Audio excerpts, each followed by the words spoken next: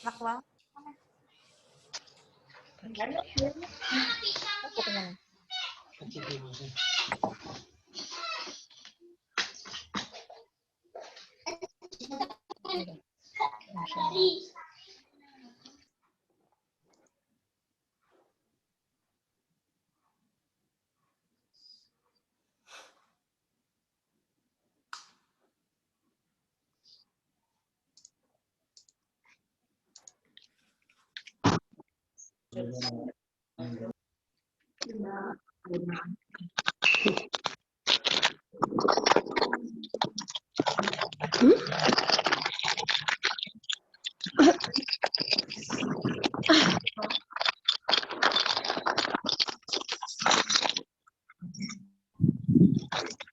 Ya itu berapa sih?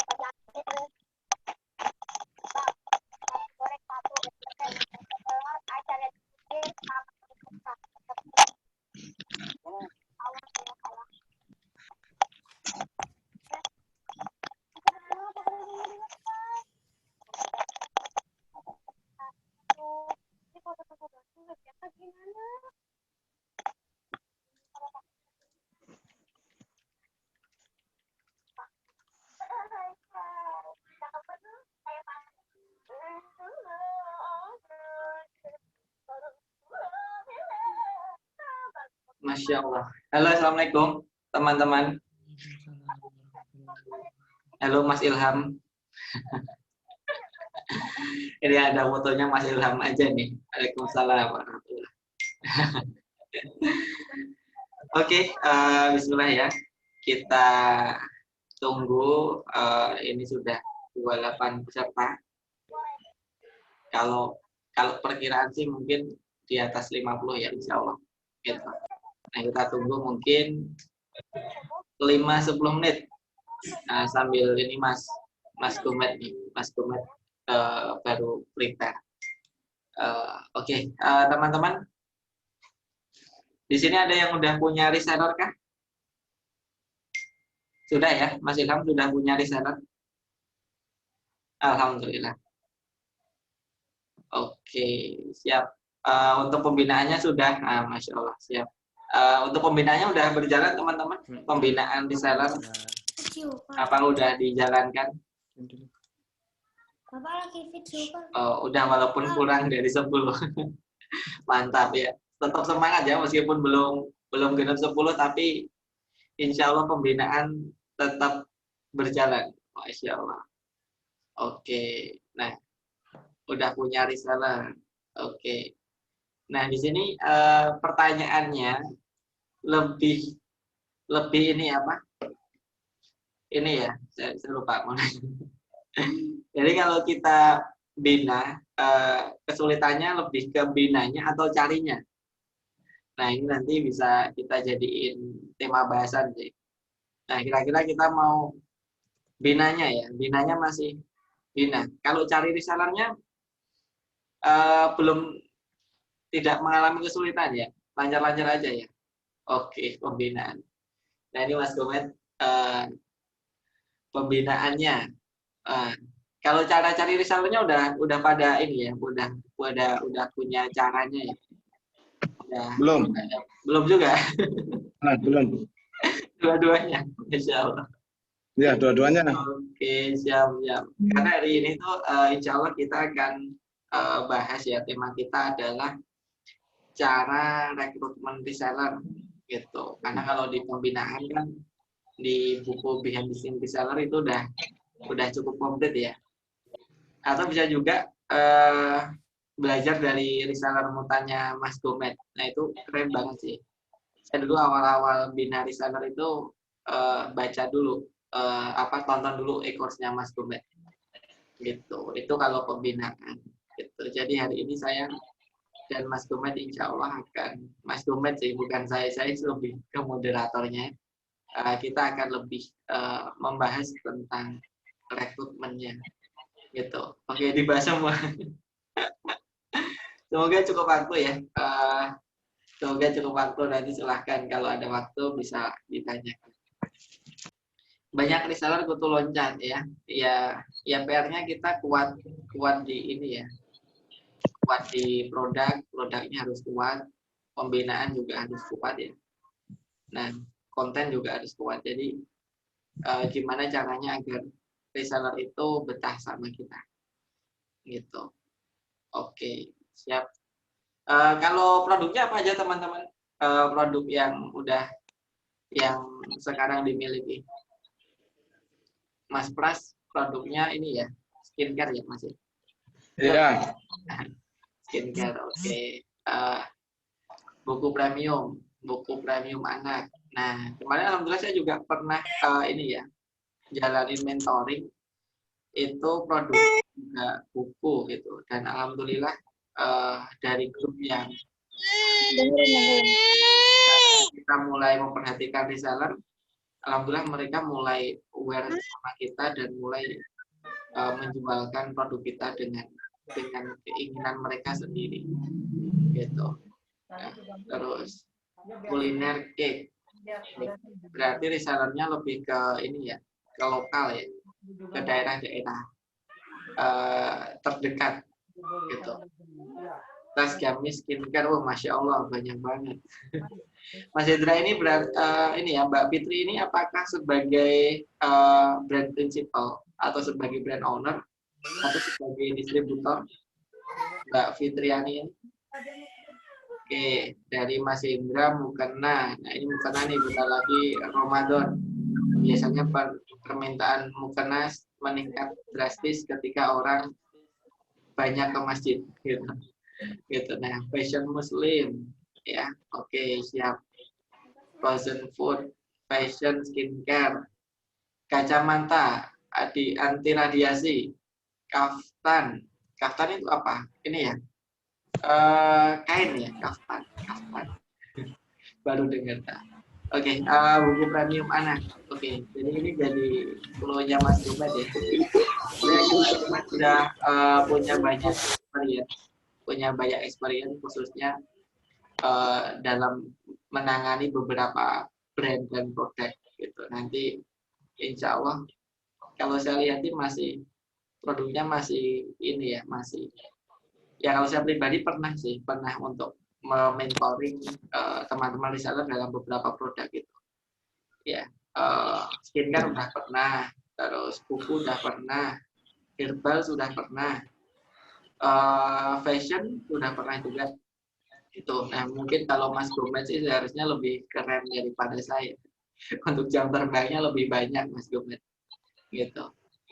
Nah buku nih Mas Gomet nih pernah membawa juga 5.000 lebih ya, 5.200 reseller. Itu bayang nggak ngelola 5.000 reseller gitu. Kalau saya dulu itu punya sekitar 20-an grup ya, 20-an grup reseller.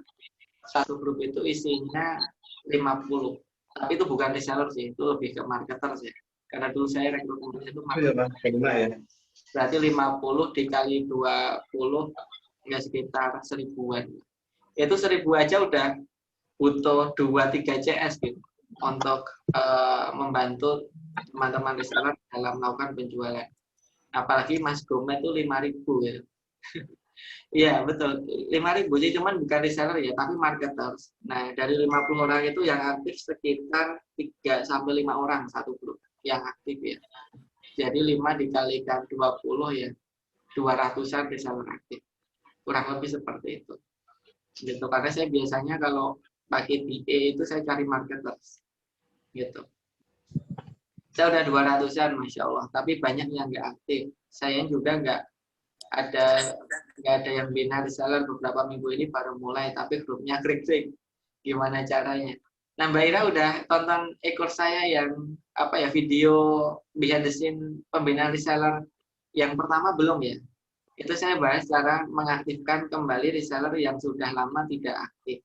Dan itu kemarin saya ditemani sama Mbak Turni. Nah, Mbak Turni ini salah satu reseller di brand yang kita bina. Itu ngerasain engagementnya luar biasa. Gitu. Nah, nanti bisa nonton video saya di YouTube. Ketik aja Latif Setiawan yang bagian pertama. Oke, madu herbal MLM, Masya Allah, banyak banget.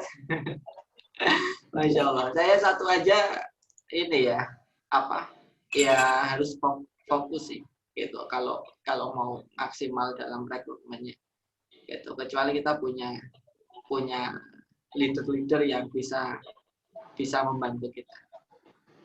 Mungkin lebih susah cari reseller atau agen. Nah, ini nanti lebih tanyain Mas Gubet ya. Jawabannya ada di Mas Gubet. Gitu. Tapi teknisnya masih bingung. Teknis rekrutmennya.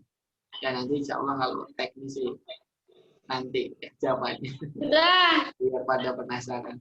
Boleh di-share lagi Mas Latif di grup e-course di BTS karena ada yang baru masuk. Insya Allah nanti saya share, bukan nanti ya, besok pagi. Besok di belakang ya. Dan semoga Besok di belakang. Kita libur ya. Ya mungkin nanti kita coba cek schedule. Kalau dimungkinkan besok Jumat kita juga ada mentoring. Gitu. Teknis menyemangati lagi. Iya, betul. Kemarin udah saya bahas, Mbak. Ketik aja di YouTube Latif Setiawan. Jangan lupa subscribe ya. Gitu. Insya Allah sudah saya bahas. Itu ada 6 program yang saya kasih. Gitu. Yang satunya adalah memecah istirahat dulu, Ol. dan membuat challenge kecil-kecil. Gitu. Pas bina, mau ngasih materi masuk kagak bisa gitu. Ya intinya kan leader Mahatma Gandhi. Kalau kita pengen minta reseller untuk ngerjain ya kita harus ngerjain dulu kan gitu. Kita pengen resellernya omsetnya gede, ya omset kita harus gede dulu. Kita pengen reseller pinter Facebook marketing, ya kita harus jalanin Facebook marketing dulu gitu. Jadi semuanya dimulai dari kita. Oke, saya sudah jadi satu copywriting. Masya Allah, ya sudah ada 56 yang bergabung. Dan ya, saya akan reminder ulang nanti. Nanti saya akan reminder ulang. Semoga maksimal kuota kita hari ini ada 100 peserta ya. 100 peserta, 100 sampai bisa 100 peserta. Jadi nanti insya Allah kita akan semoga aja terus bisa nambah. Oke, alhamdulillah kita hari ini sudah ditemani, sudah Mas Gumet pada hari ini sudah hadir. Assalamualaikum Mas Gumet. Waalaikumsalam Mas Latif. Masya Allah. Gimana Mas Gumet kabarnya? Alhamdulillah sehat. Alhamdulillah sehat. Udah lama nggak ketemu ya kita ya. Oh iya. Insya Allah besok pas ke Jogja tak mampir ke rumah Mas Latif. Siap. Kita terakhir itu di Surabaya ya Mas ya. Di Surabaya workshop satu hotel ya Mas ya. Yo, Surabaya Mas, sudah lama itu. Jadi saya itu ini saksi matanya Mas Gumet itu Mas Gumet buat materi. Ya, jadi kurang banyak materinya gitu. Oke. Alhamdulillah. Sekarang di mana Mas Gumet? Domisili di Cilacap atau di Balik ke Cilacap. Cilacap ya. Jadi selama pandemi ini di Cilacap. Selama pandemi. Oke, thank you. Alhamdulillah sudah ada 61. Oke Mas Gumet, alhamdulillah sudah. Jadi teman-teman udah kumpul cukup banyak ya antusias malam hari ini. Untuk share screen aman ya Mas Gumet ya? Boleh dijadiin host dulu Mas. Ini belum bisa ya? Belum ya? Oke, saya jadiin host. Oke, sudah? Oke ya, teman-teman, insya Allah kita hari ini belajar sama Mas Gumet dan waktu dan tempat saya persilahkan. Monggo Mas Gumet. Siap, maturun Mas Latif. Teman-teman saya izin buat mute all dulu ya, biar nanti lebih. Coba Pipun. Oke, sudah saya mute, biar nanti lebih enak. Nanti saya buka lagi mic-nya ketika nanti ada sesi diskusi ya. Oke deh, bismillahirrahmanirrahim. Langsung aja ya. Assalamualaikum warahmatullahi wabarakatuh. Selamat malam teman-teman. Alhamdulillah senang banget bisa ketemu ya bareng-bareng malam hari ini. Walaupun kita ketemunya nggak langsung tatap muka karena memang kondisi yang belum memungkinkan buat kita tatap muka. Jadi tatap mukanya via layar dulu lah, nggak apa-apa. Yang penting tetap bisa ketemu gitu ya. Saya juga senang banget, alhamdulillah. Terima kasih buat Mas Latif yang udah invite, yang udah ngundang, ngasih kesempatan buat sharing malam hari ini di membernya teman-teman di GMAP. Saya sebenarnya juga kemarin dadakan di invite sama Mas Latif, tapi insya Allah saya udah nyiapin beberapa pengalaman yang bisa saya share buat teman-teman. Mungkin juga di sini teman-teman sudah pernah baca bukunya Mas Latif juga yang ada 2 ya. Kalau saya kemarin baru dikirim sama Mas Latif, yang ini BTS Pembinaan Reseller ya, ini juga keren banget isinya. Terus saya juga kenal sama Mas Latif ya, sebenarnya belum lama ini ya, baru kayaknya 2 tahun ini deh. Saya udah tahu Mas Latif lama, cuma deket-deket sama Mas Latif baru belakangan ini. Insya Allah juga beliau ilmunya keren banget ya, banyak pengalaman yang bisa dishare sama beliau. Nah, jadi ceritanya malam hari ini saya cuma ngelengkapin aja ya. Jadi Mas Latif udah komplit banget lah. Saya tinggal nambah-nambahin aja. Biar nggak terlalu lama, saya izin share screen dulu ya. Oh ya, jadi soal saya juga tadi barusan udah baca-baca di kolom chatnya nih. Alhamdulillah keren-keren teman-teman ya. Udah ada yang punya reseller, bahkan ada yang udah ratusan juga. Ini kayak Mas Tar Yama ya, ada 600-an reseller yang aktif 240. Nggak masalah, karena memang nanti saya juga bakal bocorin ke teman-teman kenapa dari sekian banyak reseller yang aktif kok mungkin bisa dihitung gitu ya. Itu nggak masalah. Nanti saya kasih tahu angka idealnya berapa persen reseller yang aktif sih dari sekian banyak reseller yang kita punya. Gitu. Jadi jangan sedih misalnya, Mas saya sekarang udah punya reseller katakanlah 100 reseller. Cuma yang aktif, yang hasilin kok cuma 20 ya Mas ya. Itu sebenarnya udah on the track atau belum sih gitu ya. Nah itu sebenarnya on the track atau enggaknya nanti saya kasih bocorannya deh. Saya juga senang ini udah banyak banget ya, 72 ya, 72. Terima kasih, saya ucapkan juga terima kasih buat teman-teman yang udah menyempatkan waktunya di malam Jumat hari ini buat sharing bareng-bareng ya, karena kita sama-sama belajar, saya juga belajar bareng-bareng kepada teman-teman, semangatnya keren gitu. Saya lihat juga, wah ini bisnisnya macam-macam ini. Ada yang 1 orang banyak banget yang di-handle.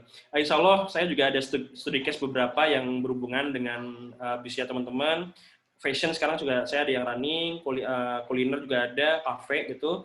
Kemudian skincare ada, herbal ada. Insya Allah nanti bisa saya share studi case-nya buat teman-teman ya. Oke, saya izin share screen.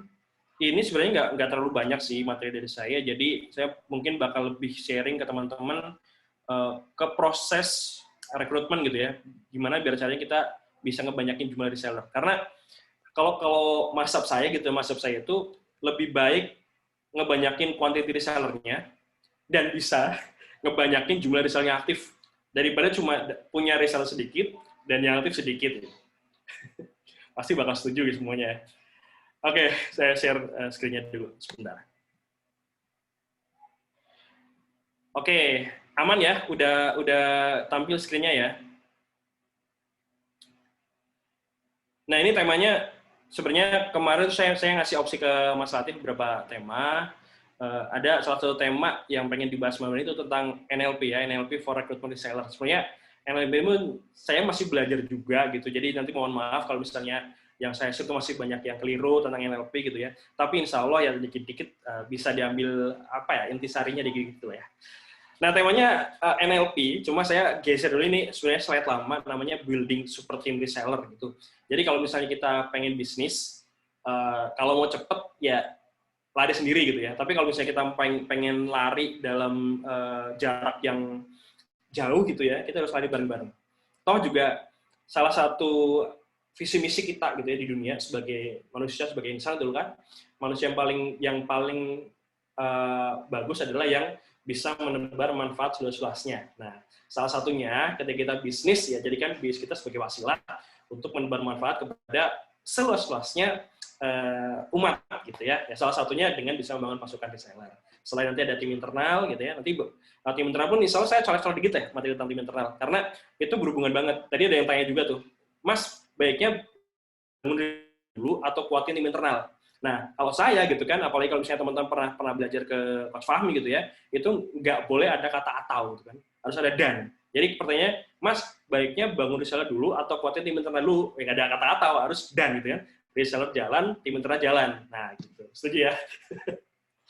Oke, sebelum saya lanjut, mungkin masih banyak yang hadir di malam hari ini belum kenal sama saya. Mas Latif, iki sopo sih Mas Gomet loh. Tahu-tahu suruh jadi salah satu pemateri dan sharing malam hari ini itu. Oke, saya sedikit perkenalan ya. Saya nggak panjang-panjang aja. Nah, ini sedikit perkenalan. Salam kenal, sama saya aslinya Metri Pujiarto. Saya asli Jawa banget ya. Dari namanya udah kelihatan Jawa banget. Tapi saya akrab biasanya dipanggil sama Mas Gomet karena dulu banget waktu masih remaja gitu ya, masih banyak yang ketika dengar nama Metri dikira cewek gitu. Makanya saya kasih embel-embel Gomet gitu, biar ketahuan cowoknya. Oke, ini sedikit profil dari saya. Saya dulu kurang lebih hampir 4 tahunan bareng Kang Dewa di Bilone Store, jadi handle buku-buku bisnis. Kalau tadi ada yang salah satu bisnisnya adalah buku premium ya, di Bilone Store juga premium banget karena harganya dulu itu pionir buku-buku bisnis di harga 200 ribuan ke atas ya, lumayan mahal. Kemudian saya juga sempat nulis buku ya, itu tentang chit-chat, gimana kita bisa closing atau memanfaatkan media chatting seperti Telegram ataupun WhatsApp. Cuma saya mohon maaf karena bukunya udah sold out dan nggak dicetak lagi, jadi saya nggak bisa nge-share bukunya. Kemudian saya juga ada beberapa produk digital yang sekarang running, salah satunya e-course yang paling banyak banget diminati ya, Reseller Mutan Class. Kalau misalnya teman-teman mau ngintip bisa lihat aja di resellermutan.com. Saya dulu juga ada e-course chatting formula juga, tapi saya sudah close juga sekarang. Dan sekarang sedang running project itu sebagai konsultan beberapa brand. Ada beberapa brand yang running, yang udah running kemarin terakhir ada Dr. Ferihana, Jogja, kosmetik. Kemudian herbal di Cilacap juga, salah satu pabrik herbal atau pengusaha herbal terbesar di Jawa Tengah yang punya Gizidat. Kemudian yang sekarang masih running, salah satunya adalah Selebgram di Bandung, bisnisnya fashion. Kemudian skincare juga, karena skincare sekarang itu lagi booming banget, gitu ya, apalagi di masa pandemi seperti ini. Jadi cewek walaupun di rumah pun ya, mereka belum tentu, wah cuma di rumah nggak dandan, nggak juga gitu kan, karena mungkin dandan buat suami, tetap biar kelihatan seger gitu ya. Kemudian fashion juga yang saya kira di pandemi itu karena bukan kebutuhan premier bakal turun, ternyata malah banyak yang melonjak juga ke bisnis fashion. Jadi lumayan seru juga. Ya, itu sedikit perkenalan dari saya. Nanti teman-teman kalau misalnya mau berteman sama saya, bisa di Facebook juga ada, tinggal cari sesuai nama saya aja, Metri Pujiarto, nanti muncul. Di Telegram juga username sama, di Instagram juga sama, WA, kalau misalnya nanti butuh, ya bakal saya share juga. Gitu ya, mudah-mudahan jadi kenal, malam hari ini jadi perkenalan kita, mudah-mudahan kalau misalnya nanti kita ketemu, baik ketemu di online atau ketemu di offline, bisa terjalin silaturahim yang jangka panjang. Ya. Oke, itu aja perkenalan dari saya. Nah, mungkin pertanyaan simpel yang mungkin teman-teman juga udah bisa menjawabnya. Pertanyaannya adalah kenapa kita harus punya reseller? Nah, tadi juga ada beberapa yang udah punya jawabannya juga sebenarnya. Nah, ini udah langsung yang lihat Facebook ya. Mangga-mangga nanti saya approve satu-satu ya. Oke, kita lanjut. Kenapa kita harus punya reseller? Kayaknya teman-teman udah bisa jawab juga. Nah, ini baru mulai bisnis homeware untuk wanita, Mas. Oke. Nanti saya baca satu-satu di ini ya, chatnya ya. Saya lanjut dulu. Sebenarnya ada beberapa alasan, banyak banget kenapa kita harus punya reseller, tapi saya rangkum ke beberapa keuntungan aja, biar lebih singkat. Keuntungan kenapa kita harus memiliki reseller, ini beberapa 1, 2, 3, 4, 5, 6. Salah 6-nya adalah, pertama, reseller adalah salah satu kanal penyumbang omset, yaitu udah jelas ya. Kalau misalnya kita masih mainnya bisnis modelnya B2C, ya kanalnya cuma dari pusat langsung jualan retail ke end user. Sedangkan kalau misalnya kita pivot dari B2C dan ke B2B, ya membangun reseller, otomatis kanal reseller ini adalah salah satu penyumbang omset. Bahkan kalau saya biasanya perbandingan antara omset dari end user dan omset dari reseller itu 30-70. 30 dari user, 70 dari reseller. Itu, tapi dengan catatan memang pembinaan resellernya bagus gitu ya. Pembinaan resellernya bagus, tingkat keaktifannya reseller juga kenceng, dan reseller yang menghasilkan juga banyak. Ya, idealnya adalah 30 dari end user, 70 dari reseller. Nah, tinggal teman-teman cek aja. Kalau misalnya teman-teman ada bisa yang main dua bisnis model ya, B2C jalan, B2B jalan. Tinggal dibandingkan ya persentasenya berapa. Kalau misalnya persentasenya masih katakanlah 50-50, nggak apa-apa lah, masih aman. Tapi kalau misalnya kebalikannya, B2C-nya 70, B2B-nya dari reseller 30. Berarti ada yang salah dengan pembinaan resellernya. Ya, nanti kita bahas. Oke, berikutnya adalah kenapa kita harus punya reseller. Tentunya kalau misalnya kita punya reseller, branding produk kita akan semakin dikenal. Apalagi kalau misalnya reseller kita udah sampai ratusan gitu ya. Artinya ya semakin banyak orang, semakin banyak reseller, ya semakin luas brand kita bakal dikenal. Kemudian yang ketiga adalah cutting marketing cost. Kalau misalnya kita main retail, B2C, itu bakal keluar cost buat apa aja, banyak sebenarnya. Ada buat Facebook Ads, IG Ads, AdSense, endorse, bonusan buat CS, bonusan buat advertiser, banyak ya. Tapi kalau misalnya dengan membangun reseller, kita bisa cutting itu. Dengan tata lagi, kita bisa ngontrol performanya reseller. Oke? Kemudian berikutnya adalah meningkatkan jumlah pelanggan. Ini juga sama. Semakin banyak reseller, ya semakin banyak pelanggannya. Apalagi kalau misalnya kita punya reseller-reseller yang sebenarnya dia udah punya database banyak di sebelum join sebagai reseller kita. Oh, itu enak banget. Kemudian berikutnya bisa membantu lebih banyak orang. Ya, apalagi kalau misalnya kondisi kayak pandemi seperti sekarang gitu ya, banyak orang yang kehilangan mata pencahariannya, banyak yang tadinya kantornya tutup, pabriknya tutup, jualan warung ada PPKM, dibatesin, nggak bisa jualan gitu ya. Banyak orang yang kehilangan mata pencaharian. Nah, mudah-mudahan teman-teman di sini bisnisnya tetap bisa survive, bahkan terus naik, dan akhirnya bisa membuka peluang atau kesempatan untuk orang-orang yang tadi kehilangan mata pencahariannya gitu ya. Ya salah satunya bisa membuka peluang sebagai reseller dan bisa ngebantu orang-orang yang jadi reseller kita untuk mendapatkan penghasilan. Terakhir adalah bisa untuk melahirkan komunitas. Kalau misalnya teman-teman pernah dengar, saya sebut aja ya, dus-dusan, itu udah keren banget ya, dus-dusan, kemudian punya HNI, HPAI, siapa lagi ya, punya Evermost, itu resellernya udah bahkan jadi komunitas. Jadi nggak cuma sekedar mereka reseller, enggak, tapi kayak ada bonding keduanya udah kenceng banget. Ya, nanti saya kasih tahu gimana caranya biar reseller kita itu bondingnya kuat, nggak sekedar sebagai reseller, nggak sekedar sebagai kanal penjualan, tapi benar-benar mereka adalah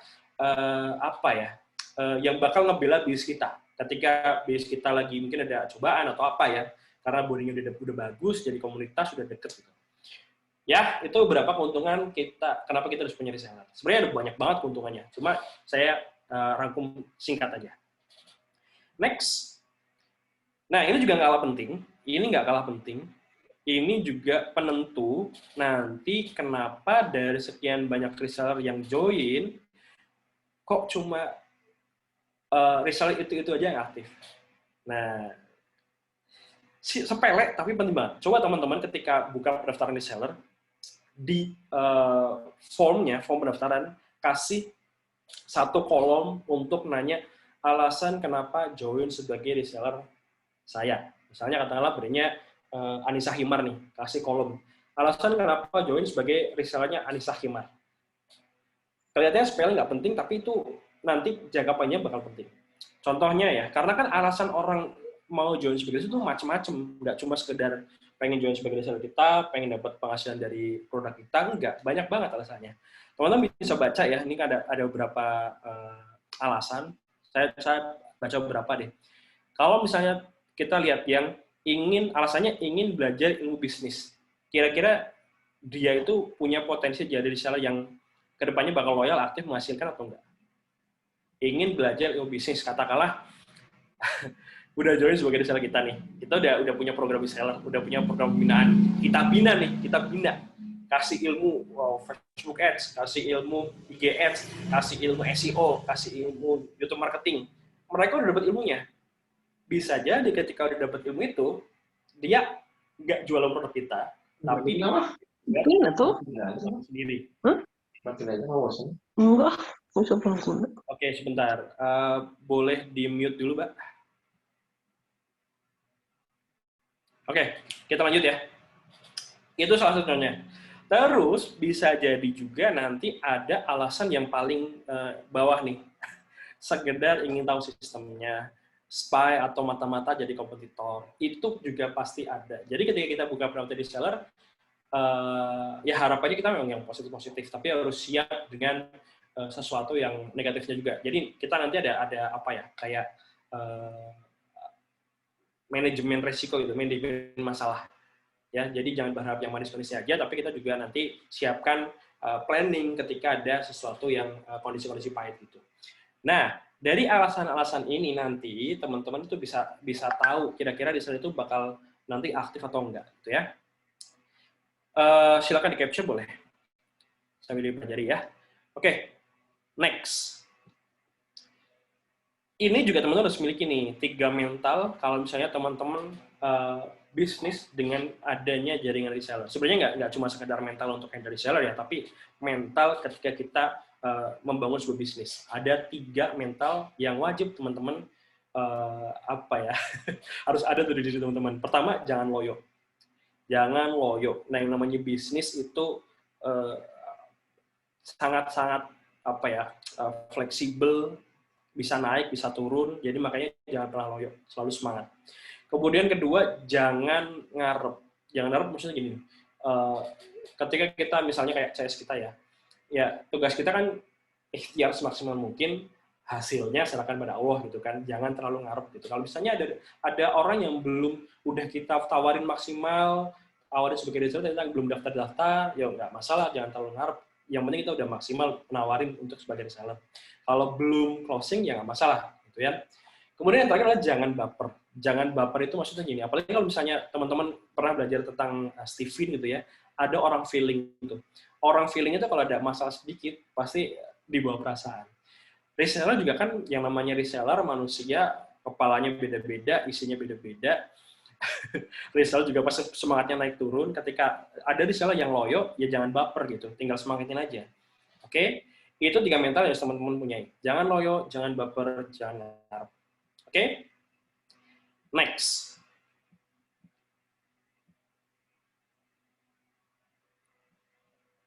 Oke. Ini juga kadang sering ditanya sama saya juga. Jadi, Mas, kalau misalnya kita ngebangun reseller itu bagusnya base modelnya B2C ya atau B2B. Maksudnya gini, kalau misalnya kita udah ngebangun reseller, apakah pusat boleh jualan langsung ke end user? Atau kalau misalnya kita udah punya reseller, ya udah seluruh penjualan kita percayakan kepada reseller dan pusat hanya tinggal membangun brand, membesarkan brand tanpa jualan langsung. Sebenarnya saya silakan ke teman-teman gitu ya, mau B2C jalan silakan, mau cuma fokus ke mitra pun ya silakan. Cuma keduanya memang harus ada konsepnya masing-masing. Kalau saya tergantung produknya juga. Kalau fashion memang kebanyakan mayoritas base-nya B2B. Jadi cuma lewat mitra. Bagi tayarnya kan bukan cuma reseller ya. Mulai dari distributor, agen, reseller, dropshipper, marketer banyak. Tapi kebanyakan teman-teman pemirsa saya yang mainnya di fashion itu 3 tier aja sih, distributor, agen, reseller. Bahkan ada yang cuma main di agen doang, ya. Kalau misalnya produk-produk kayak skincare, kemudian snack, apalagi ya, buku gitu, itu ada juga yang main B2B jalan, B2C jalan. Dengan ketentuan, kalau misalnya B2C jalan, jangan pernah bikin promo pusat yang reseller nggak bisa bikin promo itu. Jadi kalau misalnya pusat mau bikin promo, ya harus serentak. Mitra juga bisa bikin promo, reseller bisa bikin promo, tapi yang sama. Value yang di delivery ke end user atau ke customer sama. Nggak boleh pusat punya penawaran yang lebih daripada reseller. Oke, kalau misalnya pusat punya penawaran yang lebih dari reseller, artinya ya goalnya udah salah dong. Karena kan kita ngebangun reseller juga pengen menumbuhkan para reseller kita, gitu. Bukan malah mematikan. Oke, sampai sini kebayang ya. Kita lanjut aja. Karena wah udah jam 8:30 juga nih, udah setengah jam. Oke, lanjut. Nah, kita masuk ke cara rekrutmen reseller. Mungkin saya mungkin tebak-tebakan aja ya. Teman-teman yang di sini yang udah punya reseller, pasti main dua cara. Ada cara yang organik, yang gratisan, ada cara yang berbayar. Tentunya kalau berbayar ya pakai Facebook Ads gitu kan. Yang organik ya bisa gratisan, cuma nanti saya ngasih tahu strateginya, step by step-nya. Karena emang organik lebih lama. Apalagi kalau misalnya teman-teman main organik, nggak punya database, brand awareness-nya kurang, gitu kan, itu agak berat juga. Gitu. Oke, lanjut. Nah, ini kalau misalnya kita buka pendaftaran reseller atau rekrutmen reseller dengan cara yang organik. Nah, yang organik ini saya biasanya sebelum kita buka pendaftaran reseller, itu H-7 nih, 7 hari sebelum dibuka pendaftaran reseller, saya ada step awareness. Teman-teman boleh pakai cara ini, silahkan, mau diduplikasi silahkan, kalau misalnya enggak pun nggak masalah. Oke? Tapi saya biasanya pakai ini, dan biasanya saya juga buat kayak semacam waiting list. Jadi ada grup khusus untuk menampung orang-orang atau calon reseller kita, orang-orang yang tertarik pengen jadi reseller kita atau calon reseller kita. Tampung dulu waiting list di grup waiting list. Salah satu fungsi grup waiting list itu juga kita bisa ngukur dari sekian prospek yang udah join, berapa persen yang konversi jadi reseller. Oke? Kenapa harus kayak gitu, Mas? Karena yang namanya bisnis kan harus berdasarkan data nih, nggak boleh asumsi, nggak boleh katanya, nggak boleh kayaknya gitu kan, harus berdasarkan data. Nah, itu juga salah satu proses dari funneling. Dari prospek menjadi leads, dari leads jadi benar-benar jadi reseller. Itu kan proses funneling dan harus terukur datanya. Oke, balik lagi ke sini. Di taman versi ini saya biasanya H-7 ya, 7 hari sebelum dibuka pendaftaran reseller, saya bikin beberapa postingan. Hari pertama atau H-7 posting foto produk dan pertanyaan misalnya, ada yang udah pakai produk ini belum? Kepo nggak? Mau saya bocorin benefitnya? Ya, misalnya posting di Facebook, ada foto produknya, terus kasih caption kayak gitu. Udah gitu doang. Jadi nggak ada kisi-kisi mau dibuka pendaftaran reseller nih, belum ada gitu. Kemudian selanjutnya di hari kedua atau H-6, posting foto produk lagi dengan angle foto produk lainnya, kasih caption misalnya, jadi kalau teman-teman pakai produk ini, insya Allah, lanjutannya apa, manfaatnya apa, atau benefitnya apa. Terus hari ketiga atau berapa nih? H-5, posting testimoni dari buyer yang sudah pernah pakai produknya, usahakan testimoni terbaik dan benar-benar jelaskan impact dari produknya. Nah ini penting, makanya teman-teman kalau misalnya memang jualan gitu, punya bisnis, sering-sering juga nge-save, minta testimoni dan di-save ya. Kemudian hari keempat,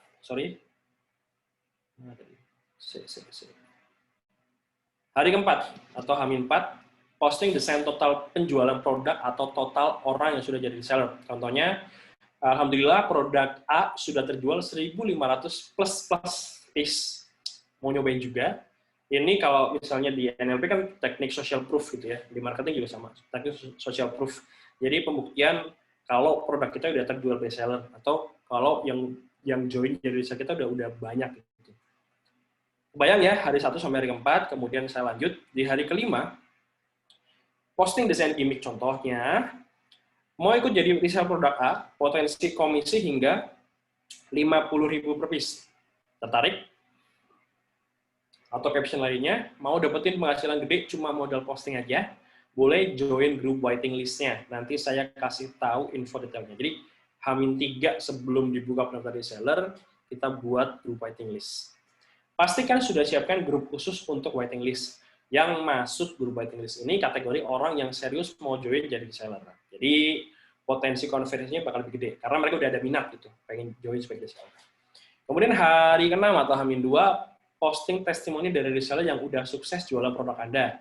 Atau bisa juga posting desain leaderboard reseller sebelumnya. Pakai caption, alhamdulillah sudah banyak reseller yang merasakan manfaat dari jualan produk A. Insya Allah bisa makin banyak menebar manfaat. Amin. Ini juga salah satu gimmick agar banyak orang yang tertarik. Ya. Makanya kalau teman-teman itu setiap bulannya bikinin tuh desain-desain leaderboard buat reseller. Jadi reseller yang omsetnya paling tinggi, 10 besar, itu buatin desainnya, kayak dibikin leaderboard, nanti di setiap awal bulan diposting di grup reseller. Itu salah satu untuk mengapresiasi reseller juga. Oke, kemudian hari ke-7 atau H-1, tinggal ini aja, posting reminder doang. Jadi besok pendaftaran reseller dibuka, posting di semua media, termasuk reminder di grup waiting list. Oke, kebayang ya, ini di tahapan awareness. Kemudian tahapan berikutnya, tahapan promosi. Ya, tahapan promosi tinggal posting aja sih, nggak ada nggak ada strategi khusus, ya posting brutal aja di semua media kita. Dan salah satu cara yang paling mudah untuk dapat reseller adalah dengan menawarkan pada buyer kita, karena mereka sudah pernah merasakan benefit langsung dari produk kita. Jadi kita tidak perlu edukasi dengan sulit. Oke, bayangin. Jadi kalau misalnya kita mau buka reseller, organik, nggak mau pengen keluar modal, ya tinggal tawarin aja buyer-buyer kita gitu untuk jadi reseller. Nah ini salah satu pentingnya juga nanti kita kayak ngejalanin program CRM gitu, customer relationship management itu harus jalan. Kalau bisa, teman-teman kalau misalnya udah punya bisnis yang tim internalnya udah kuat nih, tim internalnya udah kuat, udah komplit, adakan divisi khusus CS tapi khusus CRM. Oke? Kalau klien saya itu CS-nya mau komplit banget, ada CS reset, ada CS buyer baru, ada CS repeat order, ada CS reseller, ada CS khusus CRM. Udah komplit banget. Tapi kalau misalnya teman-teman baru mulai, biasanya nggak perlu sekomplit ini juga sih. Jadi cukup CS, tapi CRM juga jalan juga gitu. Atau job desk-nya CS, salah satunya CRM. Kalau CRM kan sebenarnya nggak butuh waktu lama juga sih. Misalnya dalam 1 hari ngontek 10 orang, itu 10 buyer udah cukup juga. Oke, kebayang ya? Kita lanjut. Nah, pas kita buka pendaftaran reseller juga, kita harus penawarannya harus kuat kan, copywriting harus kuat. Nah, di copywriting itu kita harus memahami kondisi pain dan gain-nya reseller. Pain itu kondisi waktu orang belum join sebagai reseller kita. Kondisinya apa aja? Misalnya kayak contohnya di slide ini, belum kenal dengan produk kita biasa aja, komisinya kecil, belum tahu cara jualan, gengsi jadi reseller, atau ragu dengan sistem bagi hasilnya.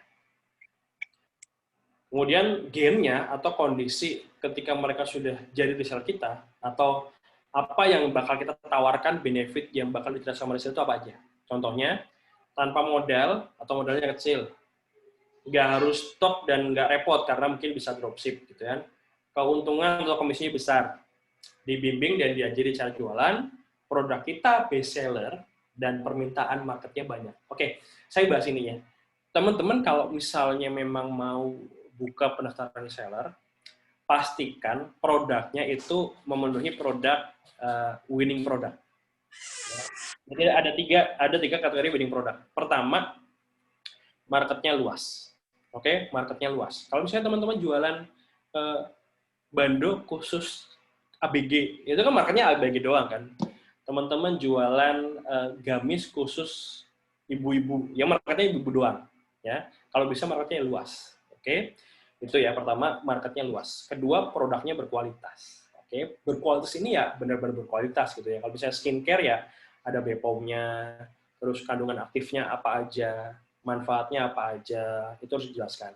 Terus termasuk juga pendukung produknya, kayak kemasannya harus bagus, ada bonusnya, packaging-nya rapi, pengirimannya cepat, itu masuk ke produk berkualitas. Oke? Jadi tadi winning produk apa aja? 1, marketnya luas, 2, produknya berkualitas, 3, repeat ordernya kencang. Karena salah satu yang membuat orang mau join jadi reseller kita, ya karena repeat ordernya kencang gitu. Bayangin teman-teman jualan kursi pijat nih, kursi pijat.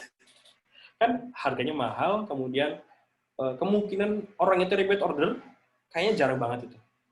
Nah, kalau misalnya teman-teman jualan fashion kan, fashion katakanlah sebulan bisa keluar minimal 2 model baru gitu.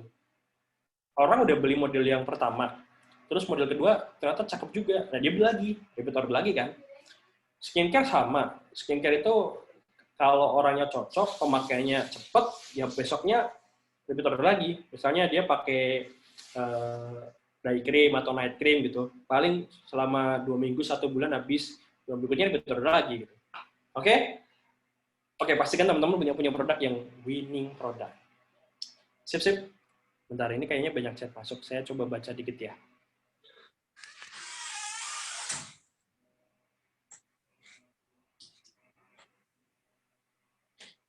Oke, saya jawab nanti aja ya. Saya beresin beberapa slide lagi.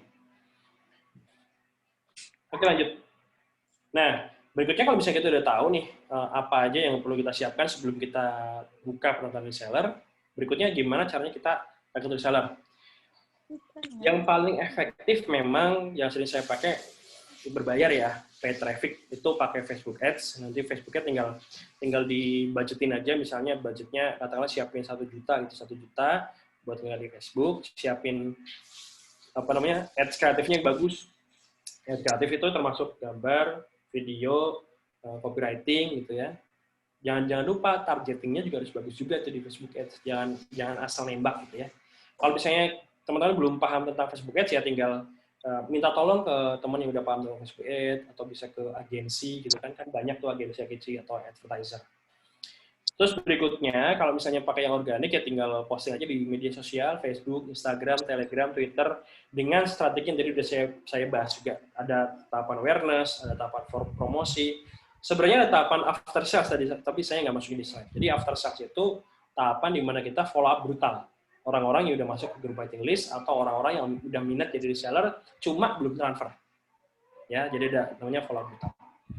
Terus bisa juga endorse ke selebgram kah, seleb TikTok kah, ke artis kah gitu ya. Tinggal siapin budgetnya aja. Dan terakhir bisa grab dari buyer. Saya terakhir itu waktu handle klien yang herbal itu, mereka punya berapa ya? Pokoknya database udah banyak banget, puluhan ribu database. Mereka tinggal follow up, hanya dalam 3 hari udah dapat 700 reseller. Itu kan udah keren, karena emang database-nya bagus. Dan walaupun kelemahannya, mereka punya database banyak, tapi maintenance-nya nggak terlalu bagus nih. CRM-nya nggak terlalu bagus. Dari CRM yang nggak terlalu bagus aja bisa dapat 700 reseller 3 hari. Itu kan udah keren banget itu. Bayangkan misalnya teman-teman building database-nya bagus, maintenance database-nya bagus, penawaran sebagai resellernya juga menarik. Wah, itu udah kombinasi yang sangat-sangat perfect lah. Oke, lanjut. Sorry. Nah, ini topik utamanya malam hari ini tentang NLP for reseller, NLP for recruitment reseller. Jadi teman-teman coba nanti boleh pelajari NLP. Saya sebenarnya juga masih belajar banget tentang NLP, tapi intisari dari topik ini mudah-mudahan ketangkap ya. Tapi saya tanya dulu deh, teman-teman yang hadir malam hari ini tuh yang baru pertama kali dengar istilah NLP saat ini siapa? Yang baru banget kenal, baru banget dengar istilah NLP, atau yang udah tahu NLP cuma belum tahu penerapannya. Cung, siapa aja? Boleh komen di ini kolom chat.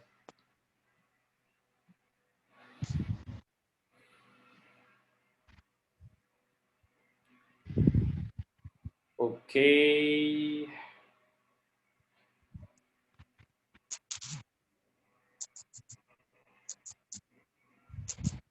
Nah, siap. Baru dengar juga ya. Banyak juga ya yang belum tahu. Pernah ikut e-course-nya tapi masih bingung. Saya aja ikut e-course-nya coach siapa kemarin ya. Itu belum saya tuntasin.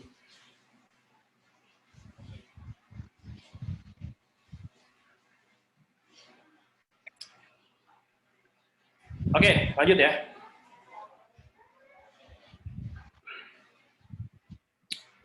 Jadi pengertian dari NLP itu sendiri itu apa sih? Jadi NLP ini singkatan dari Neuro Linguistic Programming. Oke, kita bahas satu-satu. Program itu input, processing, output. Rumusnya if, keluarnya then. Jadi kalau misalnya saya dapat informasi, itu kan dapat input. Informasi dari mana? Dari perkataan, dari televisi, dari gadget, dari sentuhan. Nah, setiap input yang masuk itu nggak langsung dicerna mentah-mentah, pasti masuk ke otak, nanti diproses. Di otak itu diproses, setelah diproses, baru keluar outputnya apa, responnya apa. Oke? Linguistik itu bahasa atau kata-kata, baik itu verbal ataupun non-verbal. Neuro itu pikiran. Pikiran itu ada auditory, ada visual, ada kinestetik, ada apa lagi ya, gustatory, nanti saya bahas juga ya. Lanjut. Nah, di NLP itu ada beberapa teknik, ada 7 teknik kurang lebih. Pertama adalah self-confidence, membangkitkan rasa percaya diri saat menawarkan produk. Kemudian teknik kedua, appointment teknik, membuat janji untuk dealing. Terkadang orang butuh bertemu langsung untuk deal, untuk diyakinkan. Kemudian teknik instant rapport, membuat calon buyer nyaman di momen pertama. Ada needs dan wants juga, membangun dan menggali apa yang jadi keinginan kebutuhan customer. Ada persuasive communication, gimana caranya komunikasi yang bisa bikin orang semakin yakin. Ada closing strategi, ya, strategi efektif untuk meng-closingkan customer. Ada juga objection handling, ya. Nah, ini tadi saya sempat sedikit kelintas baca di kolom chat.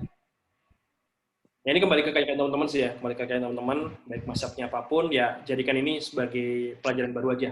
Mau diaplikasikan silakan, mau nggak juga masalah gitu kan. Lanjut. Nah, di NLP itu ada namanya Human Model of the World. Human Model of the World. Input yang masuk itu ada beberapa input ya. Teritorinya ada beberapa. Ada audio berupa suara. Teman-teman nyimak materi saya malam hari ini, ada 2 input yang masuk. Dari suara saya, dari visual juga. Visualnya bisa berupa muka saya di layar atau screen saya. Screen atau slide materi saya. Ya, audionya masuk, visualnya masuk. Kalau kinestetik itu berupa sensasi. Berupa panas terik, dingin, sakit, perih, segala macam. Ada juga olfactory, itu aroma, bau. Misalnya teman-teman lagi jalan nih di depan tukang mie goreng, ada aroma bawang gorengnya, itu kan olfactory, aroma. Kemudian ada gustatory juga, itu pengecap atau rasa. Lidah, ada pahit, manis, asam, kecut ya. Nah, ini input yang masuk. Kemudian di Human Model of the World kedua adalah setelah input masuk, itu difilter sama otak, ya, filtering info yang masuk. Berdasarkan apa?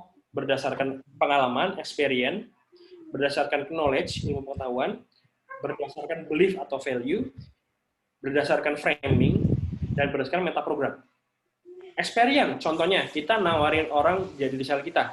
Cuma orang itu pernah punya pengalaman, mungkin ditipu sama temennya. Dulu pernah ditawarin sebagai reseller, ternyata suruh invest sekian ratus ribu, habis itu dibawa kabur lah ininya, uangnya gitu. Itu berdasarkan pengalaman. Atau berdasarkan pengetahuan. Kita nawarin orang sebagai reseller, tapi berdasarkan pengetahuan dia mungkin ada temennya yang jadi reseller, tapi kok penghasilannya dikit.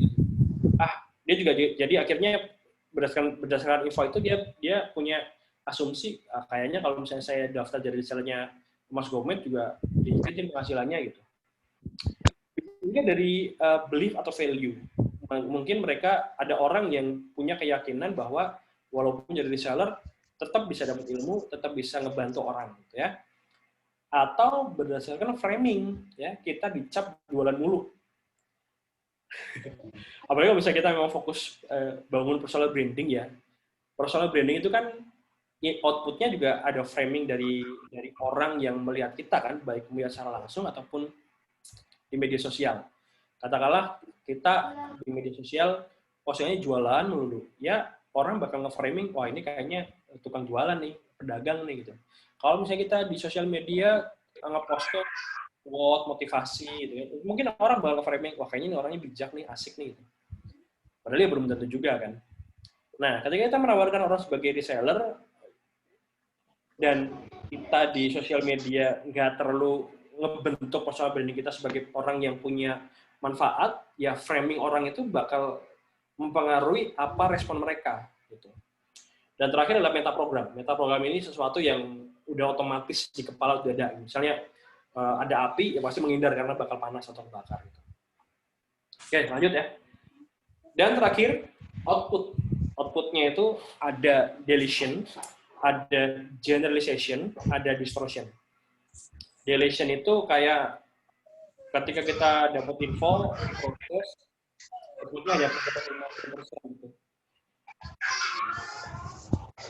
Mic-nya yang belum di-mute, boleh minta tolong di-mute ya. Kemudian output kedua adalah generalization, jadi kayak mengkotak-kotakan gitu. Mungkin punya pengalaman gagal jadi reseller, terus dia menjadikannya karena kayaknya kalau misalnya saya jadi resellernya Mas Gomet, bakal nggak berhasil juga, saya nggak bakat jadi reseller kayaknya deh. Atau di distortion itu penyimpangan makna ya. Contohnya jualan 3 jam rasanya ada yang rasa juga.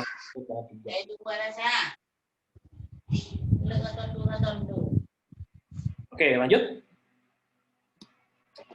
Nah, prosesnya ada 2. Ada traditional selling, ada yang satu lagi relationship selling. Nah, ini lumayan menarik juga sih. Jadi, kalau misalnya kita memang mau fokus bisnis dengan basis mitra, itu kan yang paling penting adalah trust kan. Yang paling penting trust. Makanya proses dealingnya pun jangan pakai traditional selling ya. Traditional selling yang lebih kayak gini, membangun hubungan atau kedekatannya cuma 10%, menggali kebutuhan mereka cuma 20%, menyajikan solusi 30%, dan mendapatkan komitmen itu 40%. Jadi mendapatkan komitmen itu maksa mereka jadi daftar atau enggak sih? Kamu daftar atau enggak? Tanpa ada proses pendekatan dulu. Nah, itu kan zaman dulu banget lah, udah terlalu oldies. Nah, kalau zaman sekarang bagusnya pakai relationship selling. Jadi kita balik tadi ya, membangun hubungannya 40%, menggali kebutuhannya 30%, menyajikan solusinya 20%, mendapatkan komitmennya 10%. Jadi bukan terlalu jadi itu nggak terlalu ya. Yang penting kita bangun. Nah, makanya saya pengen NLP itu bikin rapor. Bentar ya, saya close dulu, saya mau mute dulu. Maaf ya, Ibu Fitriani, saya mute dulu.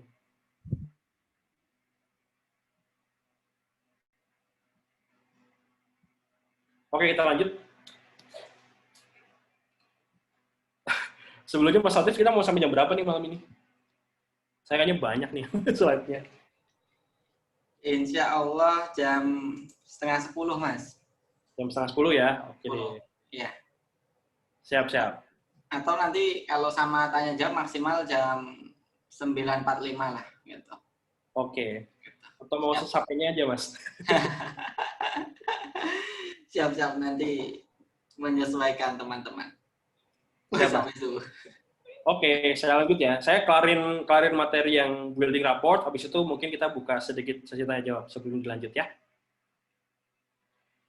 Oke, ini salah satu teknik di NLP, dan tadi ya, kalau misalnya kita mau main recruit reseller, kita harus pakai relationship selling. Jadi, gimana caranya kita ngebangun kedekatan dengan para prospek kita, agar mereka dekat dengan kita, trust dengan kita, dan akhirnya mau jadi reseller kita. Oke, sebentar. Next. Nah, rapport itu berhubungan dengan connectedness. Di talent mapping, istri saya nomor 1 connectedness nih, kedekatan. Jadi demen deket sama orang. Rapport level itu ada 3. Pertama, attention, ya, gimana caranya kita membuat orang yang tadinya belum tahu kita jadi tahu kita atau memperhatikan kita. Level kedua adalah comfort, membuat orang yang udah kenal dengan kita jadiin mereka nyaman dengan kita. Oke, kemudian tahap ketiga adalah trust, membuat orang yang udah nyaman menjadi percaya dengan kita. Nah, ini kalau misalnya ngomongin kedekatan itu ya ibaratkan gini lah. Ibaratkan teman-teman mau nikah nih, apalagi kalau misalnya ada yang masih jomblo, ada belum nikah ya. Itu kan stepnya sama nih. Attention dulu, bikin doi perhatian sama kita, nggak sama kita. Kedua, bikin dia nyaman dengan kita, dan terakhir bikin dia percaya dengan kita. Kan stepnya kayak gitu ya. Karena orang itu cenderung lebih memilih beli atau join sebagai reseller ke orang yang udah mereka kenal. Baik udah dikenal secara personalnya, atau sudah dikenal brand produknya, atau sudah dikenal company brandnya. Oke? Dibanding orang yang belum kenal sama tadi itu personal branding, company branding, product branding. Makanya kalau misalnya nanti teman-teman belajar tentang branding, ya kuasai 3 hal ini, personal branding, company branding, product branding. Itu penting banget. Lanjut. Nah, tipsnya teman-teman sering-sering berinteraksi di media, IG, Facebook, WA, dan lain-lain. Tunjukkan juga kalau kita kompeten, ya, misalnya kita jualan skincare nih, karena tadi saya lihat banyak-banyak skincare sama facial. Ya, sering-sering bagikan tips gimana cara merawat kulit, gimana cara kulit kan apalagi kulit beda-beda tuh, ada yang berminyak, ada yang lembab, ada yang kering, ada yang berjerawat, ada yang keriput, ya macam-macam. Itu kan solusinya juga beda-beda. Kalau misalnya jualan fashion, ya mungkin share tipsnya gimana cara memilih bahan yang bagus, yang nggak bikin gerah, yang nyerap keringat gitu ya, yang nggak gampang kusut, ya itu tips-tipsnya bisa gitu juga. Jadi tunjukkan kalau misalnya kita kompeten dan memang profesional. Kemudian berikutnya, jangan tergoda langsung jualan. Awalnya kalau misalnya kita main kedekatan, ya udah fokusnya kita deket aja dulu gitu, bangun bonding, nggak usah langsung nawarin jadi reseller gitu. Kemudian berikutnya fokus untuk menebar manfaat, ya prinsipnya give more, take more, give more, take more. Sering-sering sharing. Kalau saya lihat Mas Latif tuh kenceng banget tuh sharingnya di grup di GMAT. Ya teman-teman juga fokusin untuk banyak sharing, banyak menebar manfaat. Oke, next. Nah, raport model, mungkin saya nggak bakal jelasin lebih detail, karena teman-teman tinggal nanti pelajari di materi NLP aja. Ada teknik patching, matching, mirroring, leading gitu ya. Ya contohnya gini deh, misalnya saya tuh waktu itu kemarin sempat ketemu sama Rian Martian orang Purwokerto, baru pertama ketemu. Nah, salah satu teknik dari mirroring itu adalah misalnya lagi duduk, jadi misalnya teman-teman mau nawarin orang sebagai reseller tapi ketemuan offline, ya, lagi duduk, misalnya lawan bicara kita duduknya kayak gini, nah kita ngikut kayak gini aja, jadi seolah-olah kayak mereka nyaman karena merasa sama gitu. Atau misalnya matching, katakanlah kita punya si calon prospek kita, dia tuh suka bola, ya udah kita ngobrolin tuh tentang bola juga. Dia senang apa, misalnya klubnya suka Manchester United, ya udah bahas tentang Manchester United dulu sebelum nanti ngobrolin ke topik yang utama. Gitu. Itu teknik matching. Terus teknik leading, jadi kalau misalnya udah ngerasa matching, udah mirroring, udah si lawan bicara udah ngerasa nyaman, tinggal kita arahkan aja nih ke topik pembahasan penawaran reseller. Gitu kurang lebih ya untuk raport model. Terus ada lagi nggak nih? Udah. Kita pembahasan sedikit tentang NLP for recruitment reseller ya. Dan di awal-awal juga tentang proses recruitment reseller. Sebelum nanti kita bahas tentang cara membuat reseller loyal. Kalau misalnya teman-teman ada yang mau ditanyakan, monggo kita buka sesi tanya jawab dulu ya, Mas Latif. Siap, Mas Komet. Ini banyak nih pertanyaannya. Saya scrolling ke atas dulu ya. Monggo, banyak banget ini. Oke. Oke, bentar. Nah ini, dari Mbak Ira. Saya udah ada 200-an reseller, tapi banyak yang nggak aktif. Saya juga saya tidak membina reseller. Beberapa minggu ini baru mulai, tapi grupnya klik-klik. Gimana caranya, Mas? Gitu. Jadi punya 200 reseller, dan minggu ini nggak dibina nih. Gitu. Mas mau bina lagi, grupnya masih klik-klik. Nah, itu gimana caranya, Mas Gumet? Oke, Mas. Di Mbak Ira tadi ya. Oke, Mbak Ira. Nah, ini tadi saya bahas di awal ya. Kalau misalnya kita punya reseller, berapapun jumlahnya, misalnya ada 50, 100, 500, tadi Mbak Ira 200 ya. Nah, angka rata-rata ya, ini berdasarkan pengalaman saya ya, angka keaktifan reseller itu di angka 30%. Dari sekian banyak reseller, angka keaktifannya itu 30%. Itu yang aktif, belum yang menghasilkan. Nanti yang menghasilkan bakal merucut lagi nih. Misalnya dari 200 reseller ini, yang aktif, kalau misalnya 30%, 60 orang, 60 reseller yang aktif, yang menghasilkan mungkin separuhnya lagi. Jadi cuma 30. Nah, belum dari 30 ini, kita nanti ngukur lagi yang konsisten menghasilkan. Itu bakal terusut lagi. Ya, jadi jangan langsung jumawa gitu ya, punya ratusan reseller, langsung berharap, kayaknya kalau misalnya punya ratusan reseller, aktif semua nih, menghasilkan semua nih. Belum tentu ya. Jadi itu angka patokannya. Jadi teman-teman kalau misalnya pengen punya 100 reseller menghasilkan, ya tinggal tadi dari angka tadi, berarti butuh berapa reseller terdaftar nih. Misalnya pengen dapat 100 reseller yang menghasilkan, ya minimal punya 1000 reseller lah gitu. Karena dulu pengalaman saya juga handle kurang lebih 5.800 terakhir, yang aktif itu kalau nggak salah ya 500 sampai 600. Jadi nggak sampai 1000 tuh. Tapi dari persentase segitu reseller, tinggal dikalikan mereka omsetnya per bulan berapa. Saya waktu itu bisa dapat tuh ya. Ini salah satu pencapaian luar biasa juga. Saya bisa dapat 1,3 miliar cuma dari reseller. Yang itu cuma resellernya ada 300. Dan terus dapat 1,3 miliar. Itu tentunya ada strateginya juga sih. Tapi kurang lebih Mbak Ira kebayang ya, apa namanya, tadi dari angka itu hanya 30 reseller yang aktif. Dari aktif ini berapa persen yang menghasilkan, dari yang menghasilkan berapa persen yang konsisten menghasilkan. Terus, tadi pertanyaan Mbak Ira, nggak ada pembinaan reseller. Oke. Gini, salah satu value yang membuat reseller bisa loyal dengan kita, itu sebenarnya nggak cuma sekedar produknya winning, kemudian komisinya besar. Tapi, salah satu value yang bisa membuat reseller loyal itu adalah ketika orang join sebagai reseller kita, di bisnis kita, mereka itu bisa memperjuangkan impiannya. Ya, memperjuangkan impiannya. Jadi ketika ada orang nih join di reseller saya, mereka dari jualan produk saya bisa merealisasikan impiannya. Mereka pengen umroh, dari komisi reseller kita dapat umroh.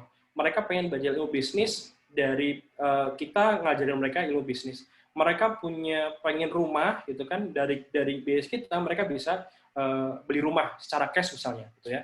Jadi itu value yang paling penting. Kenapa kalau misalnya kita ngebangun reseller itu wajib ada pembinaan. Karena tadi value yang dicari sama orang bukan sekedar produknya bagus kok, bukan sekedar komisinya gede kok, tapi mimpi mereka bisa terrealisasikan lewat bisnis kita. Itu Mbak Ira. Terus terakhir tadi, kalau sekarang baru mulai pembinaan, ternyata krik-krik, nggak apa-apa Mbak. Masih ingat ya 3 mentalnya ya? Jangan loyo, jangan ngarep, jangan baper. Nah, insya Allah nanti mulai aja Mbak, mulai aja pembinaannya. Insya Allah nanti terfilter kok dari 200 bakal ketahuan kok reseller-reseller yang benar-benar mereka mau aktif, mereka mau fight bareng, berjuang bareng gitu. Semangat Mbak Ira. Oke, siap. Banyak Mas kesamaan dengan saya sih. Jadi experience-nya sama. Soal tadi ya, soal jumlah yang aktif, terus kembali lagi ke visi gitu kan. Yo. Siap, kita lanjut. Target untuk reseller sebuah skincare, idealnya berapa Mas? Jika sekelas reseller sampai distributor, targetnya berapa Mas Gumet? Target sales ya mungkin ya. Target sales mungkin ya. Oke. Kalau saya gitu ya, masab saya tuh bukan apa istilahnya bukan target ya. Orang itu kadang gini, orang itu ada yang bakal ngejar target, ada juga yang dikasih target malah mereka jadi loyo. Nah makanya saya bahasanya dua nih, bahasanya dua. Bukan dua sih, cuma satu. Saya bukan bilang target reseller, tapi saya punya programnya itu program bulanan. Jadi setiap awal bulan saya tuh ajak teman-teman reseller untuk bikin goal di bulan itu. Karena ada konsep smart goal ya, specific, measurable, achievable, realistic, time bound. Nah, saya ajak teman-teman reseller untuk bikin goal. Impiannya apa di bulan itu? Misalnya ada yang ini, Mas Gomet, saya bulan ini pengen dapat 100 sales atau pengen dapat 1000 sales. Biar apa? Biar saya bisa beli laptop harga 7 juta dengan spek Core i7, RAM-nya 18 GB, pokoknya yang bagus. Ada juga yang goalnya, Mas saya pengen beli motor, selama ini nggak punya motor, kemana-mana pakai Gojek gitu. Nah, triknya gini ya, jadi kita sebenarnya ngasih target ke reseller, tapi bukan dengan istilah target. Dari impian mereka, kita ajak, oke Mas, kalau misalnya pengen dapat Core i7 laptopnya butuh duit berapa? Butuh 7 juta Mas. Oke, 7 juta. Berarti untuk dapat 7 juta, kira-kira Mas harus menghasilkan penjualan berapa nih dari produk kita gitu. Oh, berarti butuh keluar 100 piece nih Mas per bulan. Ya udah, tinggal kita ajarkan gimana caranya ke reseller ya. Gimana caranya untuk dapat target 100 piece per bulan. Cuma kalau saya ya, ketika ada reseller targetnya 100 piece per bulan, sama saya tantang.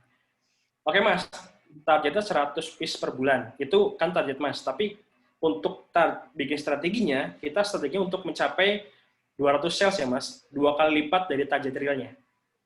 Kenapa gitu? Karena kadang gini, kalau misalnya targetnya 100 sales, misalnya nggak tercapai, berarti jatuhnya di mana? Bisa di 90, 80 gitu ya. Tapi kalau misalnya target 200 sales nggak tercapai, Jatuhnya kira-kira berapa? Ya bisa 180, 150, 100 tercapai nggak? Tercapai. Oke, jadi 2 kali lipat dari target realnya. Nah, gitu bahasanya. Jadi, bukan kita ngasih target, tapi ajak mereka bikin impian, terus ajak mereka berjuang bareng-bareng untuk bisa dapat impian itu, butuh sales berapa dari produk kita. Kurang lebih gitu, Mbak. Itu kalau maksud saya ya. Karena kadang tadi saya udah pernah ngetes juga, Mas Latif. Dulu saya kasih ada target khusus reseller.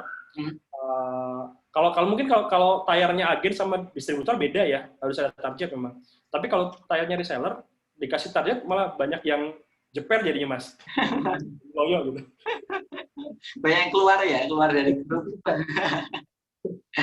Oke, siap. Dari Mbak Rini Indah, Mas, kalau open reseller nggak ada batas waktunya gimana? Jadi selama aku open reseller setiap waktu, hanya aja memang kurang greget hasilnya.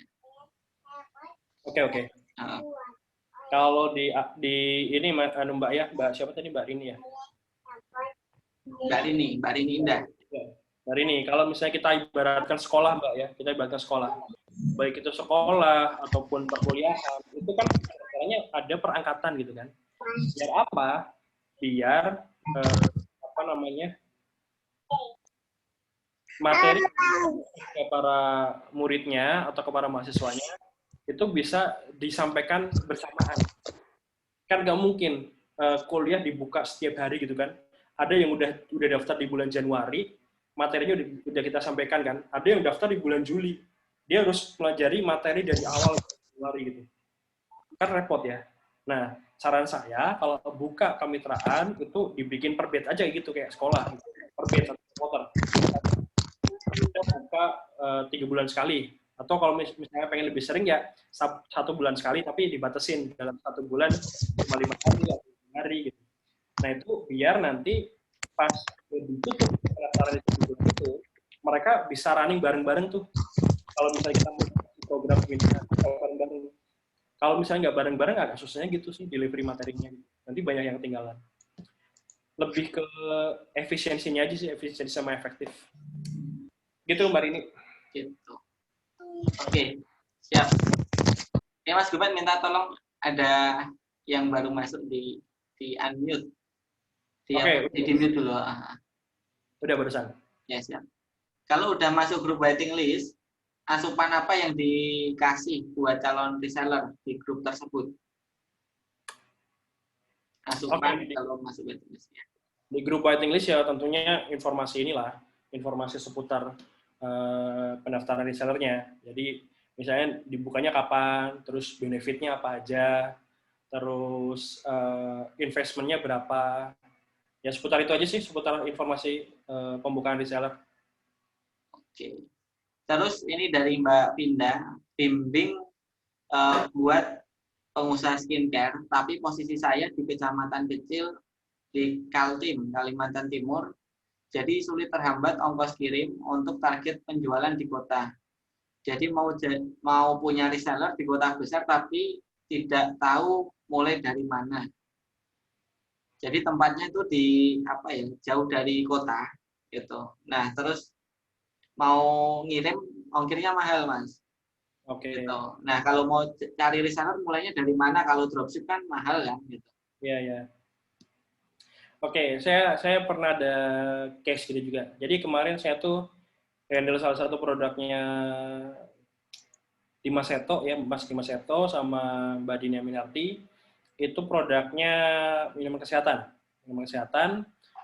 Sama ada keluhannya gitu juga. Jadi keluhannya ada yang domisilinya di luar Jawa. Ya, luar Jawa. Sedangkan pabriknya atau produsennya di Jawa. Ya kendalanya sama, kalau misalnya ongkos kirimnya, beban ongkosnya berat itu. Nah, sebenarnya sih solusinya saya juga belum nemu yang paling tepat gitu ya. Saya kemarin ngasih opsinya gini. Ke pabriknya, ke produsennya, itu nitip produk dulu. Misalnya produsennya di Jakarta, katakanlah di Jakarta gitu ya. Nitip produk dulu. Nanti ketika kita buka pendaftaran reseller, ada yang daftar, katakanlah paket pendaftarannya misalnya 600.000 dapat paket skincare gitu ya. Nah, dari paket itu minta tolong dikirim dari produsennya atau Jakartanya. Atau kalau misalnya nggak pengen ngerepotin produsen gitu ya, kita harus punya ada kenalan di kota itulah, di salah satu kota yang di Jawa gitu. Teman saya juga ada tuh, dia main, walaupun masih di Jawa juga ya, dia main ngiklannya di Bandung, produknya ada di Pati untuk solusi orang-orang yang di sekitar Pati itu. Nah, jadi kayak semacam ada apa ya, warehouse gitu, Mbak. Paling itu sih solusi dari saya. Kalau misalnya nanti saya dapat solusi lain, mungkin bisa saya share juga. Kayak ini Mas, saya tuh lihat di iklan Facebook gitu, ada yang nawarin tuh kayak gudang gitu loh. Jadi kayak nyewa gudang gitu di luar kota, terus kita bisa di situ nanti pengirimannya biar dari gudang itu gitu. Iya benar. Itu kari aja di Google, saya lupa namanya, jadi kita bisa cari warehouse di kota yang besar, misal Jakarta gitu kan. Jadi pusat kita. Nah itu kemarin saya juga ngobrol sama Mbak Vio ini yang yang kreatif manajernya Evermost juga itu kan. Itu juga beliau ngasih alternatif itu, kalau kita memang di kota yang jauh atau kita pengen distribusinya lebih murah, lebih lancar, mungkin alternatifnya gudang itu. Itu sih. Yes. Oke. Kalau mengandalkan reseller yang palu gada, biar fokus mengirim barangnya, kita gimana? Nah ini bingung maksudnya, palu gada. Salah ketik ya. Palu gada, biar fokus mengirim barang kita. Maksudnya biar fokus jualan ke kita gitu. Kalau dia jualan banyak brand, terus biar fokus jualan produk kita gimana Mas? Mungkin kayak gitu ya? Oh iya. Biar fokus ke kita bukan yang brand lain gitu. Ya kita harus punya diferensiasi ya. Harus punya added value yang nggak dipunya sama brand-brand lain yang dia jualin. Kalau misalnya kita nggak punya added value, ya wajar kalau misalnya dia juga jualan produk lain gitu. Dan sebenarnya gini, kalau misalnya kita konsepnya memang ngebangun reseller, kalau saya sendiri sih ya, saya tuh nggak membatasi hak mereka untuk jualan produk lain, nggak. Itu hak mereka. Yang bisa kita itu kan kalau misalnya orang itu kan hak orang nggak bisa kita kontrol. Yang bisa kita kontrol ya apa yang bisa kita berikan gitu. Makanya biar kita bisa ngejaga reseller tetap hanya jualan produk kita, ya kita harus bisa ngasih penawaran yang lebih dong, harus ada added value. Added value-nya misalnya apa? Ya banyak, misalnya ada program pembinaan, sering ngasih reward, kita sering deket ke reseller, misalnya sering telepon, sering kunjungan ke rumahnya gitu. Itu yang kayaknya nggak bisa dipunyai sama kompetitor tuh, atau brand-brand lain yang dijual sama reseller. Gitu sih. Kayaknya Mas Latif juga udah ngajarin tentang itu juga sih. Mungkin aku nambahin Mas Gumet. Jadi kalau saya kan tadi Mas Gumet bilang dari 100 jadi 30 jadi 10 gitu kan. Nah, yang 10 itulah yang kita bahagiakan gitu. Jadi kita bahagiakan orang yang mau kita bahagiakan. Kita dampingi orang yang mau kita dampingi gitu. Jadi ya itulah yang kita bahagiakan. Bahkan saya sering main ke rumah reseller, main sama anaknya gitu. Ngirim hadiah gitu, ya itu tanpa terduga, misal dia sakit saya kirimin madu, saya kirimin obat untuk sauda gitu, dan itu benar-benar spontanitas, tidak terencana gitu. Nah jadi fokuslah pada yang 10% itu. Setuju. Gitu. Oke.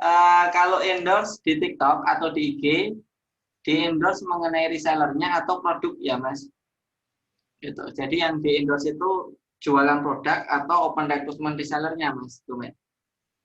Kalau saya dua-duanya dong. Oke. Siap. Ada lagi Mas? Kenapa dua-duanya? Ya tadi nggak boleh atau ya? Nggak boleh atau. Oke. Kalau tadi menurut rangkaian Mas Gumet kan, kalau menurutku sih ini ya, harus selang-seling antara produk endorse agar branding kita juga terbentuk selain dari kita rekrut gitu. Oke. Untuk udah tahu NLP tapi belum tahu penerapannya, apalagi untuk rekrut reseller baru tahu ini. Oke, tadi komen terus. Mas bisa ditampilkan lagi screen tentang organik H1 sampai H8. Saya ketinggalan SS bagian itu saking fokusnya dengan penjelasan. Maksudnya nanti kita sudah selesai semua. Mungkin ini ya Mbak Fitri ya, nanti rekamannya saya share di grup. Jadi insya Allah bisa lebih diulangi lagi itu. Jadi insya Allah masih bisa untuk ngulang. Mas ini dibagikan slide-nya. Slide-nya dibagikan nggak Mas? Ya insya Allah boleh nanti di-share juga. Boleh ya, boleh. Oke, siap. Cuma kalau gini, saya punya konsep belajar itu, mungkin Mas saya juga punya konsep sama ya. Belajar itu harus ada kemauan gitu, harus ada kemauan.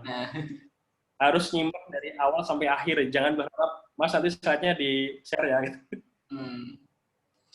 Iya, kalau saya sih ini, kalau aku belajar itu wajib saya eksekusi Mas. Itu jadi bukan kuantitinya, tapi dieksekusinya. Jadi kalau saya baru bisa eksekusi satu video, ya saya akan berhenti sampai nonton satu video itu. Siap. Gitu. Mas Gumet bisa diulang slide promosi. Nanti bisa diulang ya. Itu tadi dibahas membangun kedekatan dengan reseller. Itu yang membangun kedekatan CS atau ownernya. Yang bangun kedekatan reseller itu CS-nya atau ownernya, Mas Gumet? Oke. Tentang kedekatan itu nggak sekedar saat itu ya. Kedekatan itu kan tentang bonding calon reseller kita dengan kita dan juga kita. Makanya caranya adalah gimana cara ngebangun kedekatan.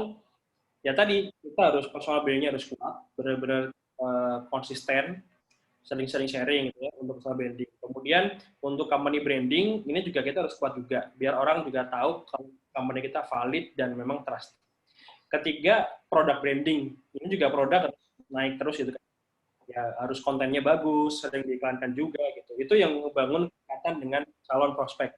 Kalau misalnya kedekatan dengan secara direct, ya memang kita juga nanti mengajarkan para CS-nya untuk bikin CS script yang bagus, nggak cuma sekedar nge-closingin, tapi memang ada sisi emosional, memanusiakan lah, nggak cuma sekedar kayak bahasa script otomatis buat gitu. Oke. Untuk open agent, apakah sama seperti open reseller? Step by step-nya. Lebih efektif mana antara open reseller atau langsung ke agen? Oke. Oh, sebelumnya ini suara saya feedback nggak, Mas Latif? Gimana? Suara saya feedback nggak? Balik nggak? Enggak. Enggak ya? Oke, pertanyaannya, apakah bagusnya rekrut reseller dulu atau agen dulu? Dua-duanya bisa sih, dua-duanya bisa. Kalau saya itu awalnya rekrut reseller dulu biar mereka pernah merasakan posisi jadi reseller.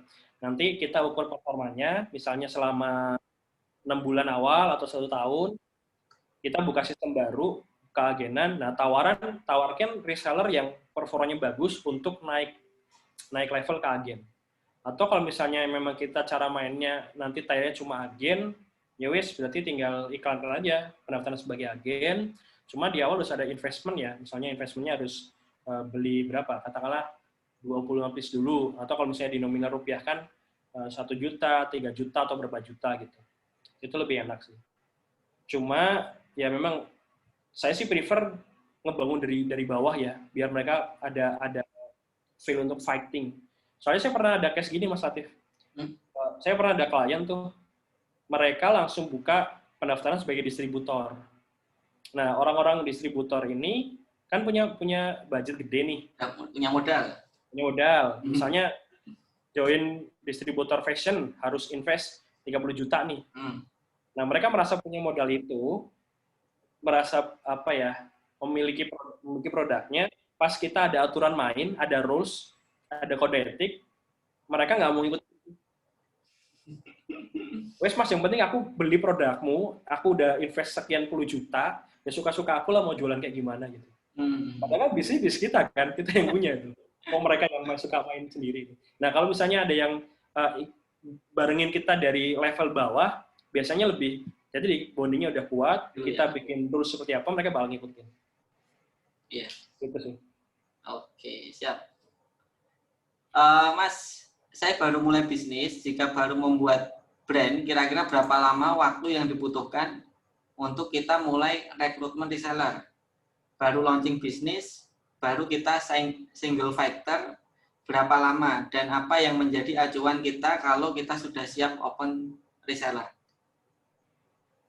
Oke, acuannya adalah ketika kita bisa tahu P dan G-nya, kemudian kita sudah bisa membuat produk kita jadi produk tadi ya, marketnya luas, produknya berkualitas, repeat ordernya kencang. Nah, di balik itu kan tadi waktu di tahap awareness ada beberapa syarat nih. Ada testimoni dari buyer, kalau misalnya belum ada testimoni dari seller ya, testimoni dari buyer dulu dan memang testimoni yang terbaik. Kalau saya misalnya ngukurnya sih, kalau misalnya brand baru launching, saya jual retail dulu selama 6 bulan atau sampai 1 tahun, paling lama 1 tahun lah. Ketika udah dapet nih, penjualannya bagus, track record-nya bagus, secara branding udah banyak kenal, baru buka open reseller. Oke. Boleh nambahin nggak? Monggo, Mas. Ya, jadi kalau saya juga sebenarnya lebih nguatin ininya dulu ya, retail dulu. Gitu. Jadi pertama saya berdiri itu retail dulu, sampai ketika ketemu metode yang pas, yang maksimal, yang resultnya bisa benar-benar maksimal. Nah itu saya baru ngajarin ke reseller. Jadi intinya kita sampai duluan gitu. Kita sampai duluan, itulah yang kita ajarkan itu akan jauh lebih mudah daripada kita coba-coba sekarang, ngajarinnya juga coba-coba gitu. Ya. Kita tersesat, reseller juga tersesat. Nah itu indikatornya. Oke. Mas, saya punya beberapa produk kue. Ternyata yang kenceng jadi seller di satu produk. Jadi punya produk kue dan ternyata satu produk aja yang kenceng gitu. Yang repeat ordernya tinggi. Bagusnya saya fokus di produk itu atau gimana? Itu maksud satu produk atau fokus yang lain juga gitu. Ya fokus ke winning produknya lah sambil pelan-pelan edukasi resellernya juga tentang produk lain. Biasanya kan yang nggak best seller itu karena kurang edukasi juga, kurang di sounding keluar juga gitu. Ya dengan tetap fokus ke produk yang paling ini ya, paling apa namanya fast moving gitu. Kan produk itu kan ada beberapa kategori ya, ada yang fast moving, ada yang normal moving, ada yang slow moving. Fokusnya tetap ke yang fast moving, yang normal moving tetap di boost juga. Yang slow moving, kalau misalnya emang masih bisa di boost, kalau misalnya emang nggak bisa di boost ya, udah kita coba nih beberapa cara ternyata nggak bisa juga, ya paling di-kill aja sih yang slow moving itu. Oke, siap. Jadi kayak pakai buzzer metric ya, coba di launching, mana-mana yang fast moving dipertahankan, yang nggak dibuang, launching lagi, dipertahankan, dibuang. Yes, gitu. Berapa banyak atau berapa persen yang harus disisihkan untuk memberikan reward untuk reseller? Sakarpe. Satu ini. Sakarpe, yang penting hitung-hitungannya masih masuk aja sih. Oke, siap. Di buku saya ada Mas itu, Mas. Ada ya, siap. Baca apa ya, betul ya? Belum beres, Mas. Ya, itu PR. Mas Gome tadi dijelaskan emosional 40%. Pengalaman saya pernah menjalin emosional dengan reseller, tapi mereka keluar dari tim dan berbisnis di tempat yang lain. Dan ada juga yang menjadi leader, tetapi hubungan kami tidak baik, bahkan baik banget silaturahminya. Nah, kalau sekarang tuh boleh nggak sih? Saya mikir nggak, kalau terlalu emosional menjalin hubungan dengan reseller yang biasa aja, karena ketika ada godaan bisnis lain, mereka akan pindah juga ke bisnis lain yang lebih menggoda. Makasih. Jadi kalau emosionalnya kuat malah dia keluar, tapi kalau biasa-biasa aja malah dia betah gitu. Itu gimana itu, Mas? Oke. Kalau pengalaman saya pribadi sih memang ada juga ya orang-orang yang karakter tipe-tipe kayak gitu. Cuma nggak banyak sih. Banyak. Terus gini ya, apa namanya? Setiap orang itu punya impian. Itu yang tanya Mbak atau Mas tuh? Yang tanya Mbak Fitriani. Nah, Mbak Fitriani. Setiap orang itu punya impian. Jadi nggak mungkin ya kayak saya misalnya 2015 jadi reseller. Saya nggak mungkin punya impian 10 tahun lagi tetap jadi reseller. Pasti nggak lah. Pasti punya impian 5 tahun ke depan pengen berkembang, punya bisnis sendiri gitu ya.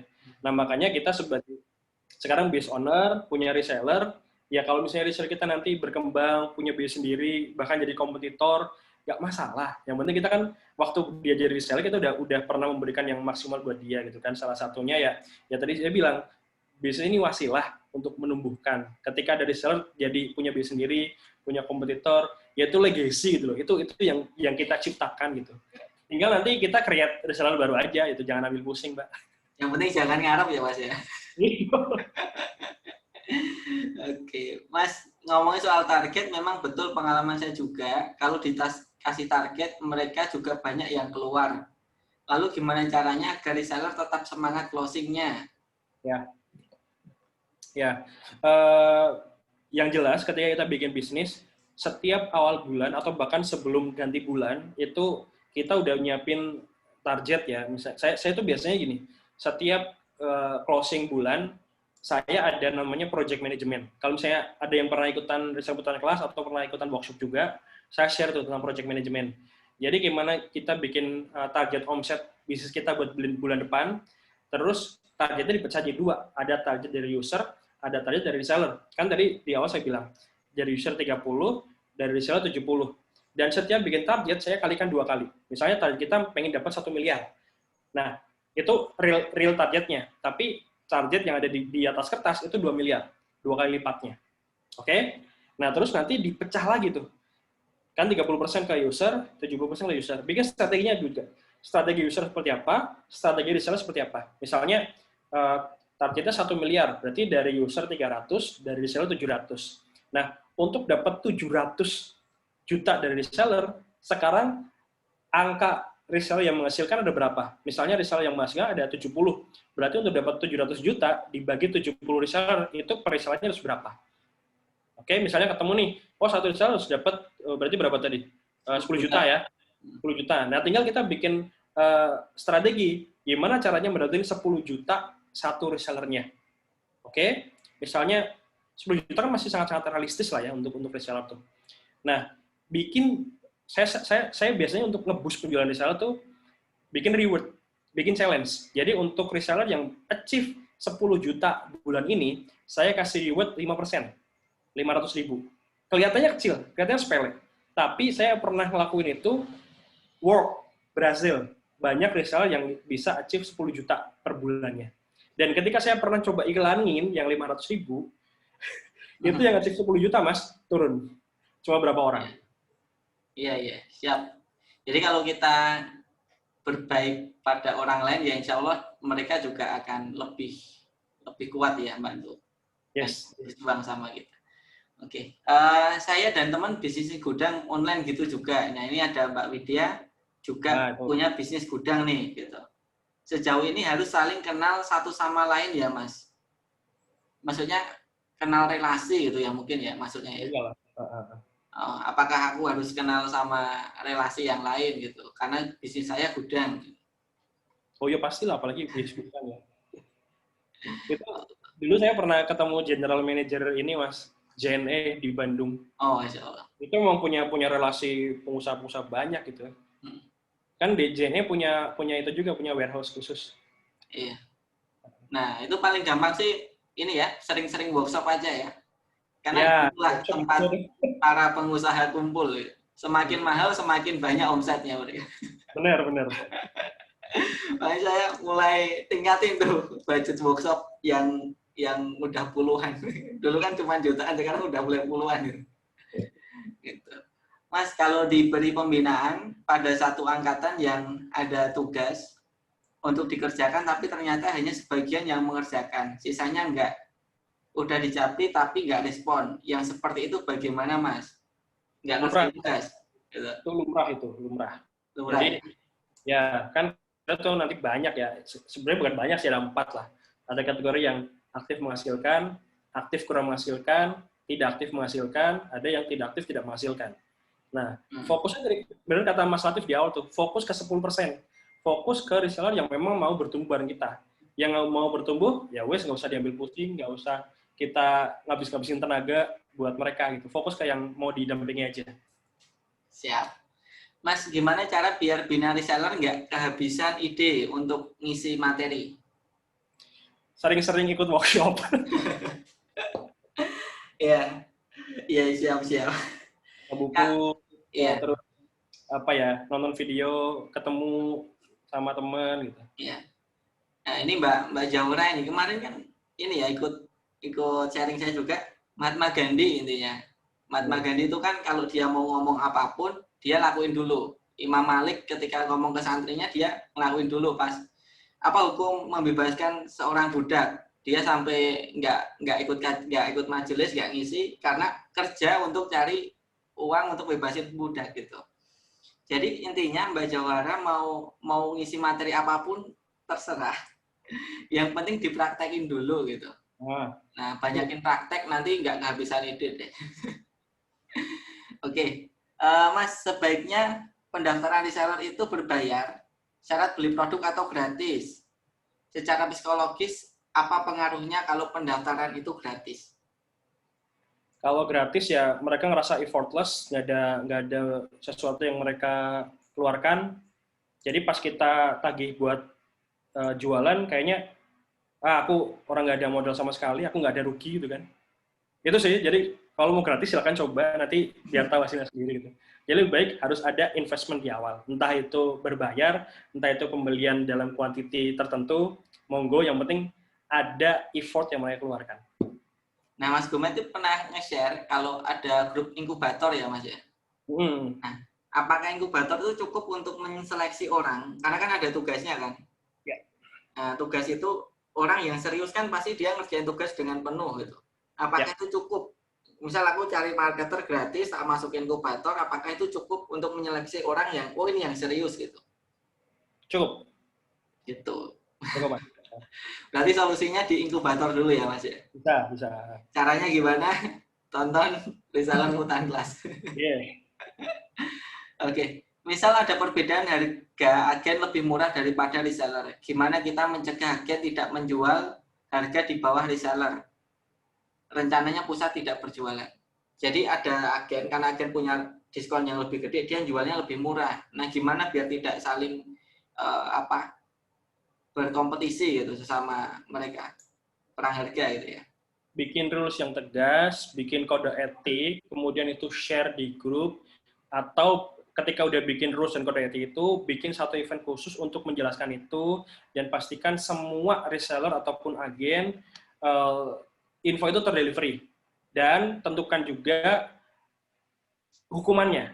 Jadi kalau misalnya mereka melakukan kecurangan, hukuman apa yang bakal mereka terima. Karena ini bisnis kita tetap harus sehat, yang menentukan gimana alur cara mainnya kita, jangan sampai kita yang di drive sama mitra.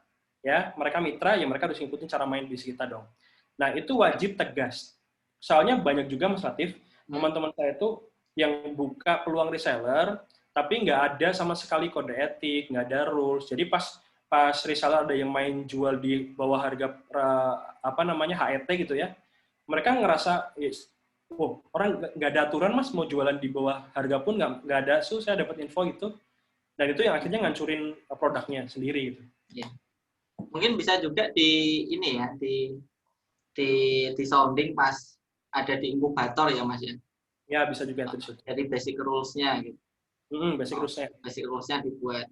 Yes. Ya, kalau di perusahaan saya ada 9 basic rules, spiritual, improvement, sama satu lagi happiness. Gitu. Ya, itu kalau basic rules di perusahaan. Kalau reseller ya kode etik itu tadi. Oke, kalau sebagai reseller, kalau baiknya cari produk baru atau yang sudah berkembang. Jadi aku ini sebagai reseller nih, baiknya aku cari produk baru atau produk yang sudah berkembang. Saya cari distributor, supplier itu yang dia tuh baru buat produk baru, atau cari yang sudah terkenal sekalian gitu. Ya, yang udah ada track record-nya lah, kecuali emang mau gambling gitu ya. Oke, siap. Jadi lebih lama ya, Mas ya, kalau kita dampingi dari nol ya. Oke. Yes. Mas, kalau pusat nggak jualan produk, jadi jual produk lewat reseller aja, tapi di pusat masih ada sisa stok yang bad stock. Gimana cara ngeluarinnya? Apa kita buka penjualan dari pusat dan kita sell ke customer? Ya, ada 2 opsi. Opsi pertama, jadikan itu sebagai event promo yang boleh jualan mitra. Atau opsi kedua, boleh dijual langsung ke end user dengan catatan kebijakan itu udah diterima sama para mitra dan mereka berkenan. Udah, itu 2 opsi itu. Tapi biasanya saya jadikan bahan promo aja sih. Iya. Sama mungkin apa ya? Saya beberapa sharing juga brand-brand gede yang seharusnya mereka nggak usah jualan sendiri atau retail pun mereka udah cukup. Tapi mereka masih jualan retail. Ketika omset mereka udah miliaran. Tujuannya adalah untuk meriset gitu loh, untuk kita ngerasain apa yang reseller rasain. Jadi teman-teman meskipun sudah B2B, buatlah divisi kecil yang tapi itu selaras dengan reseller. Maksudnya itu bukan brand pusat kita yang jualan, tapi memposisikan R&D itu sebagai reseller kita. Untuk R&D itu tadi untuk apa? Meriset metode-metode baru. Jadi tidak murni B2B ya, tapi kita ada lini untuk R&D. Itu sih. Kalau Mas Gumet gimana? Kalau saya istilahnya shadow team ya, tapi sama aja sih. Sama aja ya. Jadi tetap ada, tapi itu tidak dari pusatnya ya. Bukan kita terus jualan pakai IG pusat, enggak ya.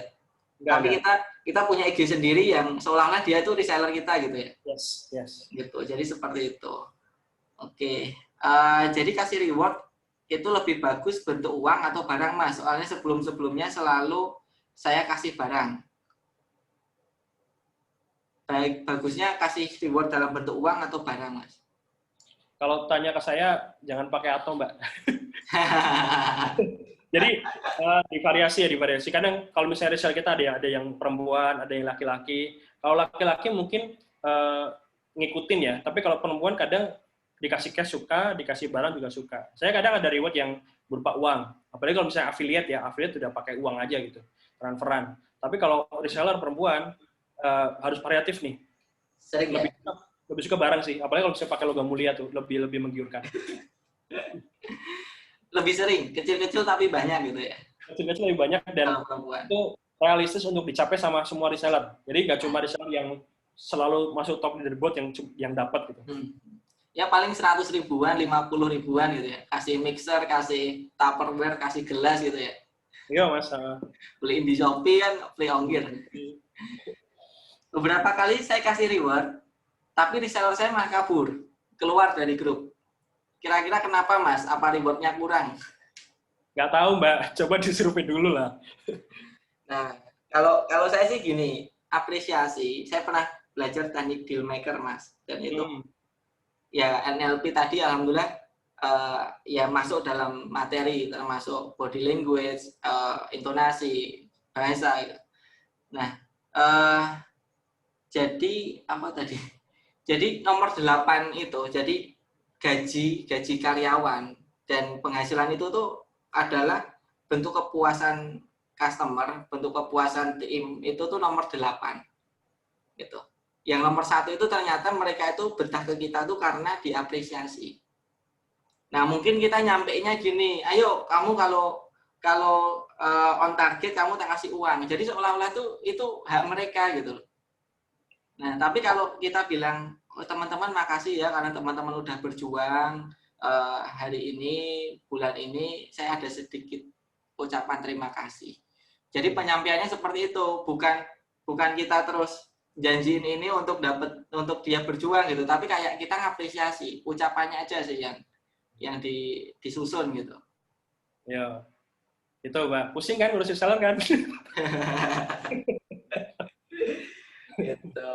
Oke siap Mas, ini udah jam 21.42 ya, dan ini siap, udah habis. Mungkin Mas Gomet mau closing statement atau ada rekomendasi apa e-course atau apa teman-teman bisa belajar lebih lanjut atau di sosmednya Mas Gomet, monggo Mas silakan. Oke, makasih Mas Latif. Jadi intinya teman-teman yang sekarang malam hari ini bisnisnya berjuang dengan kemitraan, baik cuma main di reseller ataupun tier di atasnya gitu ya. Yang perlu ditekankan ya tadi fokusnya kita adalah bisa menebarkan manfaat seluas-luasnya. Entah nanti berapapun jumlah resellernya kita, berapapun yang aktif, serumit apapun atau sekompleks apapun masalahnya, karena memang yang namanya reseller itu manusia, kuncinya adalah kita bisa memanusiakan manusia. Tadi yang bilang sama Mas juga, bukan tentang apa yang kita berikan, tapi tentang apa yang kita sampaikan, semuanya lah. Nah, mudah-mudahan juga teman-teman yang sekarang masih ada masalah-masalah itu bisa segera dapat solusinya. Tadi fokus ke manfaat ya, fokus manfaat. Mudah-mudahan dengan niat kita ngasih manfaat ya nanti timbal baliknya juga Allah berikan kemudahan yang lebih banyak buat bisnis teman-teman ya. Amin. Nah, mungkin itu saya yang bisa sampaikan malam hari ini. Saya terima kasih buat Mas Latif yang udah ngasih kesempatan buat sharing malam hari ini. Saya ngasih terima kasih juga buat teman-teman yang udah bertahan sampai jam 10 kurang ini buat belajar bareng-bareng. Saya nggak bisa sharing banyak. Kalau misalnya mau nanti sharing saya lebih banyak, bisa follow aja sosmed saya. Atau misalkan nanti perlu, saya insya Allah tanggal berapa ya? 17, 18, 19 di Jogja free. Nanti mungkin saya bakal silaturahmi ke rumahnya Mas Latif, ya kita bisa ketemu bareng. Terus kalau teman-teman mau belajar juga materi yang lebih lengkap, bisa ikutan e-course saya aja di resellermutan.com, atau nanti tanggal 17-18 ikutan workshop saya di Jogja, ya, di hotel, pokoknya di Great Hotel Malioboro, tanggal 17-18. Nanti bisa sekalian kopdar bareng-bareng sama Mas Latif nih. Gitu aja Mas Latif. Matur nuwun. Thank you Mas Gomet ya. Kita akhiri dengan bacaan doa penutup majelis. Subhanakallahumma wa bihamdika wa astaghfiruka. Thank you teman-teman. Insya Allah sampai jumpa di next pertemuan berikutnya. Saya nyiapin materi yang spesial untuk next pertemuan. Thank you. Terima kasih. Assalamualaikum warahmatullahi wabarakatuh. Terima kasih sharingnya. Terima Terima kasih Mas Latif, Mas Gomet. Salam ketemu nanti. Terima kasih.